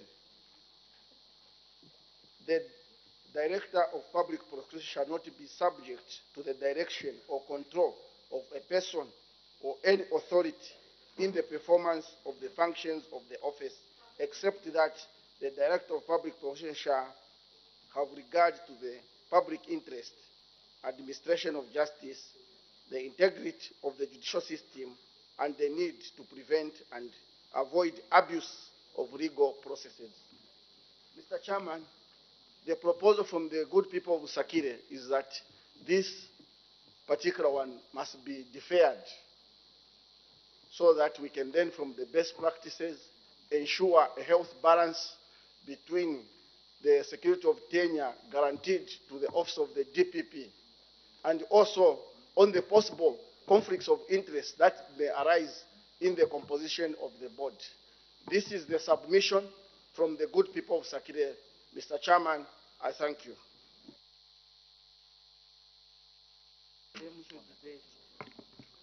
The Honorable Member for Mpika, Mr. Kapyanga. Thank you so much, Mr. Chairman, for allowing the good people of Mpika to add their voice on this very important amendment. Mr. Chairman, I oppose this amendment. When we gather here, Mr. Chairman, we represent the Zambian people. When a committee was constituted to look into this issue, it represented the Zambian people. Stakeholders were called, and all of them rejected this amendment. The committee itself also rejected this amendment. Here I ask myself, who then do this amendment want to serve if it's not for the Zambian people? Mr. Chairperson, The independence of the Director of Public Prosecutions cannot be overemphasized. Our Constitution is very clear in Article 180, Sub-Article 7. The independence of the Office of the Director of Public Prosecutions is very paramount, and it cannot be subjected to another office which will be directing it. Making the Director of Public Prosecutions reporting to a board chairperson is repugnant to the Constitution. It's internationally unacceptable, it's locally unacceptable, and in other jurisdictions like Kenya, Mr. Chairperson, the Office of the Director of Public Prosecutions actually has been given more powers and even reports to the National Assembly so that it's held accountable to the public. How then do we want to take this route? Do we want to create an Office of the Director for Public Persecutions or its public prosecution? That's the question that the Zambian people are asking. The people of Mpika object to this amendment as it compromises the Office of the Judiciary, the Director of Public Prosecutions. Mr. Speaker, the University of Zambia submitted and rejected. The Zambia Law Development Commission submitted and rejected this amendment. The Office of the Director of Public Prosecutions itself submitted and rejected this amendment. Why then, even the Law Association of Zambia submitted and rejected this amendment? In whose interest is it being done? If it's not in the interest of the Zambian people who have vehemently submitted and rejected this amendment, Mr. Speaker. Mr. Speaker, power is transient. We are here today, will not be there tomorrow. But what will the future generations remember us for? As the people that compromised this office, a very important office for the Zambian people for that matter. Mr. Chairperson, posterity will judge us harshly if we allowed this amendment, because it does not serve the interest of the Zambian people. The Zambian people have clearly rejected this amendment. Any maneuvers to subject the Office of the Director of Public Prosecutions to direction by any office is against the Constitution of our Republic. Just like any maneuvers to kick Honorable Nixon Chilangwa out of Parliament will be rejected by the people of Luapula and the people of Kaiwambwa. Honorable Member, you are going off your way now. You should have focused on the bill. Now we are talking about Honorable Chilango. Who are you to pass a verdict on him? He is a member of Parliament, Mr. Speaker, and any maneuver to kick him out of this Parliament to be made with the... Take your seat, Honorable Member. Let's proceed. The Honorable Member for Wena. Thank you very much, Mr. Speaker. Mr. Speaker, the proposed amendment before this House requires us to be very sober, cool, calm, and collected. Mr. Speaker, there is an argument that the creation of a board, which, by the way, is not a creation, rather it's a strengthening of the board, undermines the Constitution.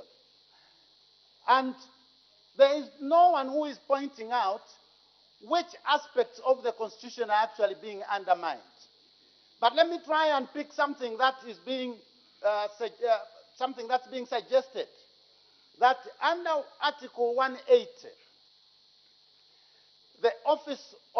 DPP is created, and that because the law says the DPP shall not work under the direction of any office or any officer, therefore the creation or the strengthening of the board of the NPA undermines the Constitution. Nothing could be further from the truth.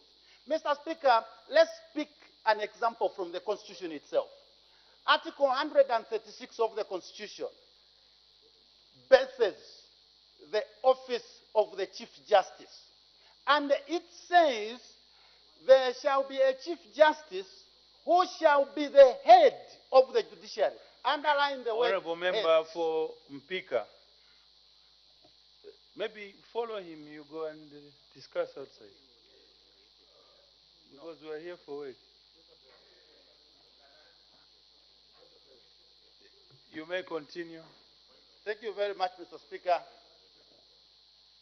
There's a point of order.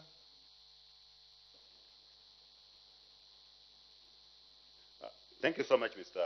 Speaker, Mr. Chairperson. I rise on a point of order pursuant to Article 107, committee stage, and also in line with 239, 1 and 2 of the standing orders. I seek your serious guidance. In the absence of a notice to amend by any member, if this House, in order to start reopening debates and start debating what was debated at the second reading, I seriously need your guidance, because we are reopening what was debated before, and no one has put a notice of motion. The one who had put a notice of amendment withdrew. So why are we opening and start debating the same thing that was debated in on second stage? Honorable Member, the notices were distributed. As such, we have to proceed. May the Honorable Member for Luena continue. Thank you very much, Mr. Speaker. Oh, blimey. No more point of orders. I think you're interrupting. May you continue, Honorable Member? Thank you very much, Mr. Speaker. Mr. Speaker, the suggestion that the office of the DPP is going to be undermined is being anchored on the word head, simply because Article 180 says the DPP is the head of the NPA. Now, let's draw parallels within the same Constitution. Article 136 of the Constitution creates the office of the Chief Justice.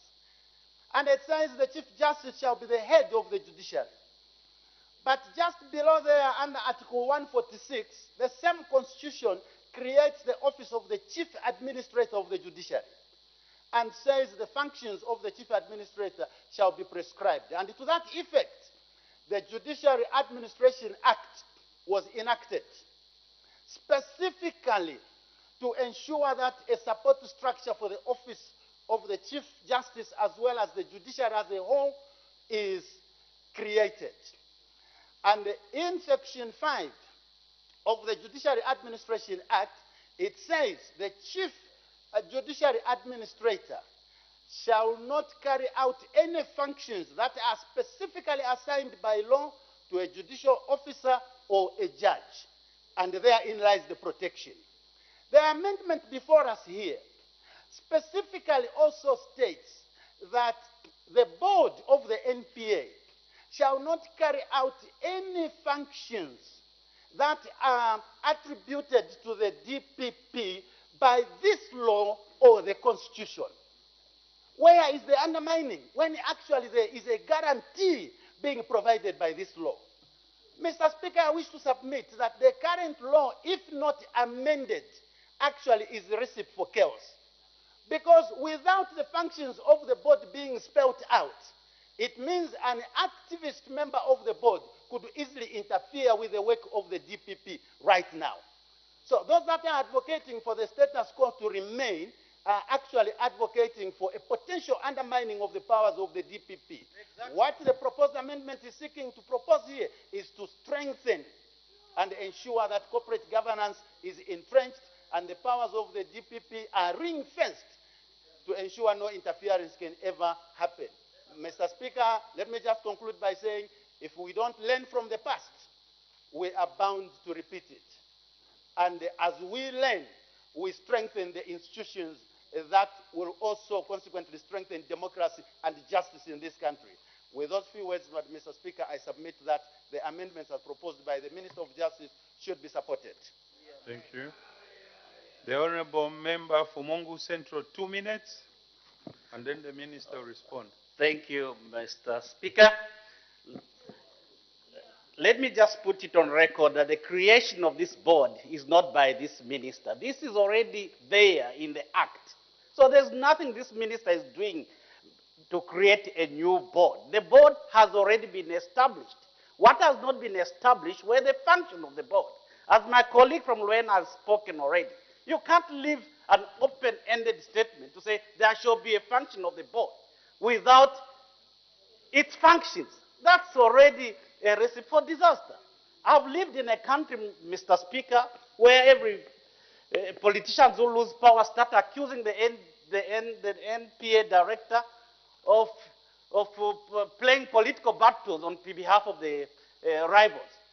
This can be remedied by providing the functions of this board. The function of the board is to provide oversight, strategic direction, provide judicial duties, provide oversight on many other things. This is what is meant to happen. But leaving an open-ended statement to say there shall be an establishment of the board, as it is now in this current act, without providing for its functions, is what will cause anarchy. So, Mr. Speaker, I propose to support the bill. The Honorable Minister of Justice respond. Thank you, Mr. Chairman. Very briefly, may I adopt the submissions of the Honorable Member for Luena and the Honorable Member for Mongu Central. That is the correct position of the law. The suggestion, Mr. Speaker, that there is a possible conflict of interest is a clear indication that one does not understand the hierarchy of laws in our country. The Constitution will always be supreme, so the possibility of there being a conflict is complete and total, as I said earlier in my debate on this same matter, a misnomer. Mr. Speaker, it has been suggested by the Honourable Member from Mpika that the consultation in relation to this proposed amendment to the National Prosecution Act number 34 of 2010 does not draw wide consultation. Perhaps it is best to clear that, Mr. Speaker, by reminding the people of Zambia and the honourable members of this House that before any legislative change is brought before this House, there is wide consultation in the internal legislation process where various stakeholders, far exceeding the number that were called by this August House, are brought on board from across a spectrum of our society. There was wide consultation at no less than 3 stages, including ultimately before the bill was brought before this House, the Cabinet had to give its approval. So it's a complete, again, misconception of the truth to state that there has not been wide consultation. It was also suggested, Mr. Speaker, that perhaps the model that we are using in the proposed amendment is one that is completely foreign and alien. I need, again, to set the record straight. Mr. Speaker, the concept of the Director of Public Prosecutions, we actually borrowed from our colonial masters. And perhaps, again, it will be a benefit to the members of the House and the general public to understand that in the UK itself, where we have the Crown Prosecution Authority, is an independent board completely that deals with administrative matters, notwithstanding that the DPP continues to enjoy the constitutional right to be the sole decider of anything to do with the prosecution of matters. He's the chief prosecutor on behalf of government. What is it that we are saying? One, it is not correct, it is not true that there will be any interference with the role of the DPP. In fact, the very act that we are proposing to amend In the sections that are not subject of amendment, in particular section 8, it's very clear that the DPP will enjoy complete independence in the manner in which prosecution of matters is being done. There's nothing like the dilution of the independence of the DPP in the proposed amendment. All that the amendment is saying is that there shall, in fact, there's already a board. All that the amendment is saying that the board chairperson cannot be the DPP himself, so that we have checks and balances. And second, that there must be functions so that we have certainty in the law. Very simple. There's nothing to put any agenda about the amendment. It is simply one that improves the law. I thank you, Mr. Speaker. I put the question. The question is that clause 3, as amended, stands as part of the bill. As many of that opinion say aye. Of the contrary say no. The ayes have it.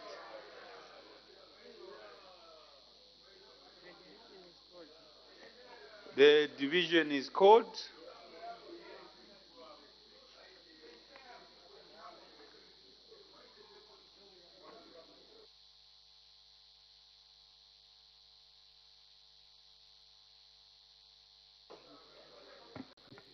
Order.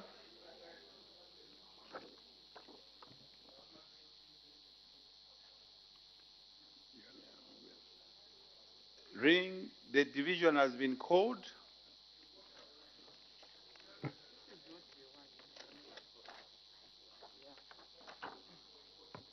A division has been called. Ring the bells.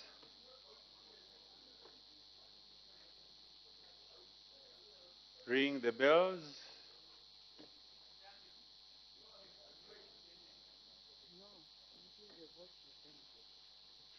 The bells will ring for the next 4 or 5 minutes.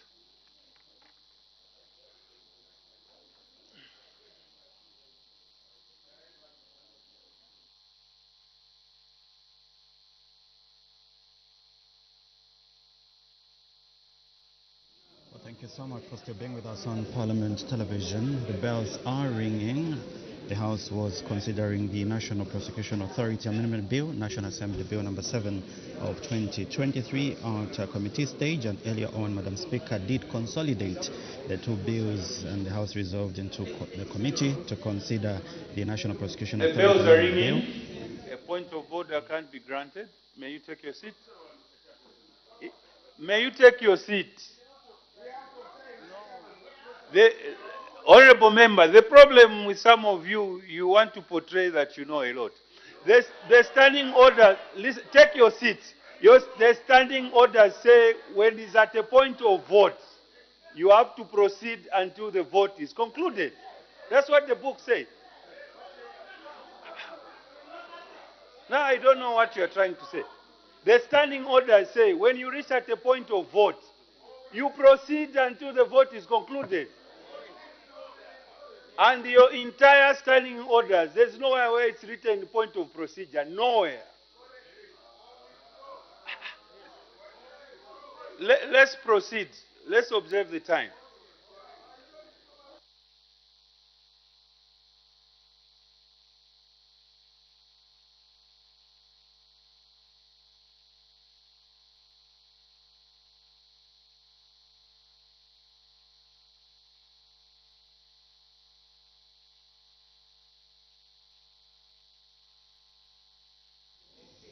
Thank you so much for still being with us. The bells are ringing for 4 to 5 minutes because the National Prosecution Authority Amendment Bill, National Assembly Bill number 7 of 2023 was being considered at committee stage. And when the question was put, a division was called, which called for the ringing of the bells for 4 to 5 minutes. So members of Parliament will be subjected to a vote.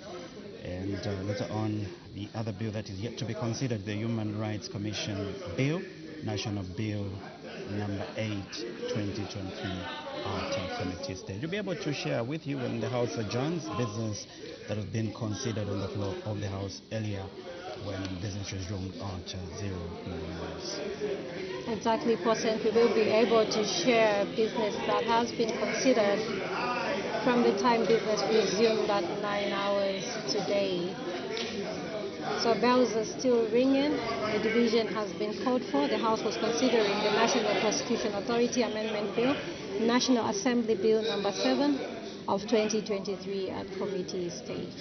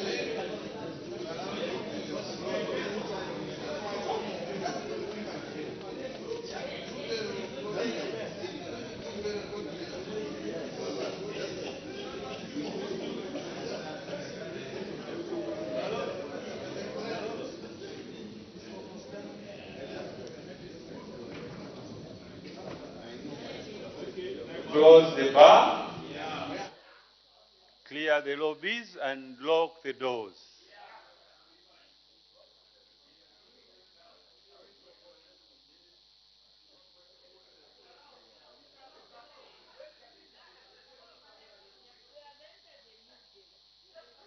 The House will vote electronically, only using the board's multimedia units. Please log into the system.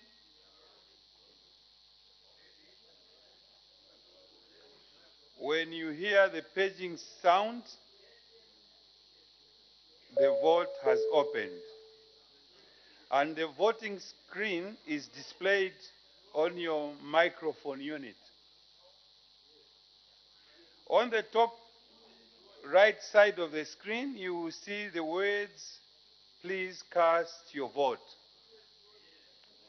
Select one of the options, yes, no, or abstain.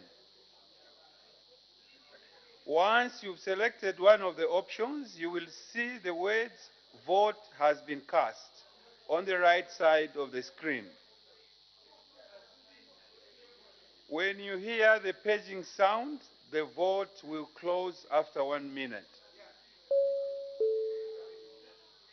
You have just voted.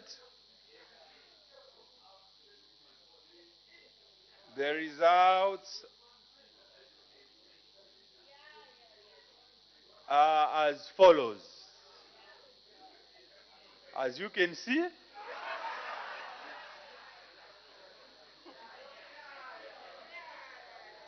the yes, 52, the no's, 31. No abstain. I hope we've all accepted the results.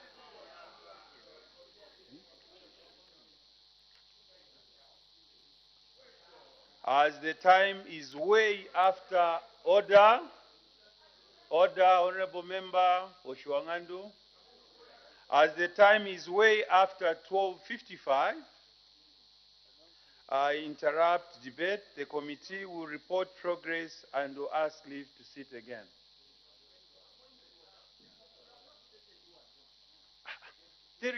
I've said it that the yes have gotten 52. Huh?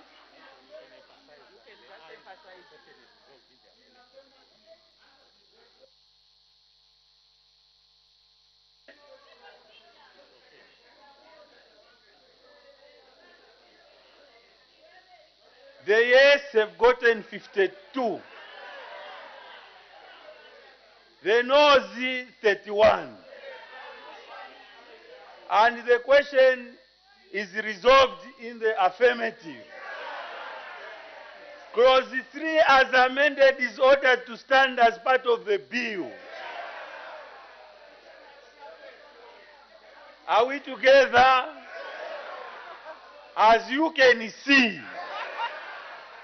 as we can see the results. So let's proceed. I know as politicians we love to debate. But just like I said, as the time is way after 12:55, I interrupt debate. The committee will report progress and will ask leave to sit again. Thank you. Honorable Member for Lumezi, take your seat.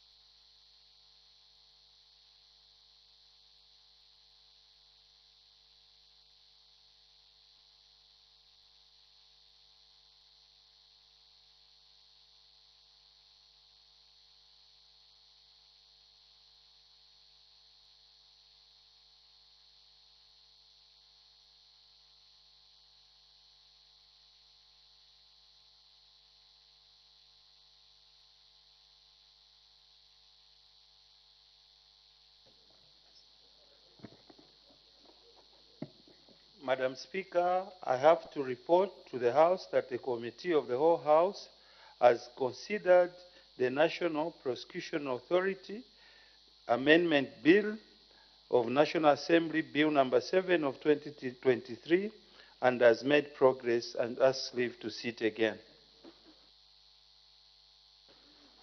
Day for consideration of the report. So resumption of the debate. Tuesday, Madam Speaker. Resumption of the debate will be on Tuesday next week. The date is, you know the date. Next order.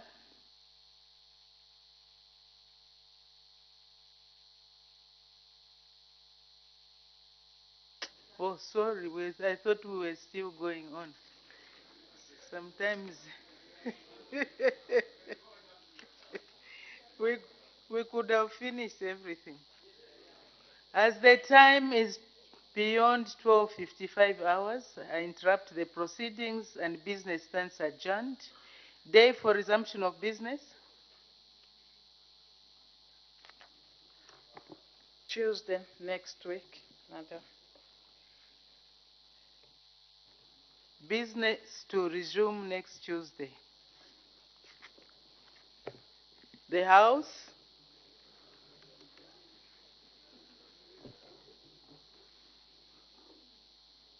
is now adjourned.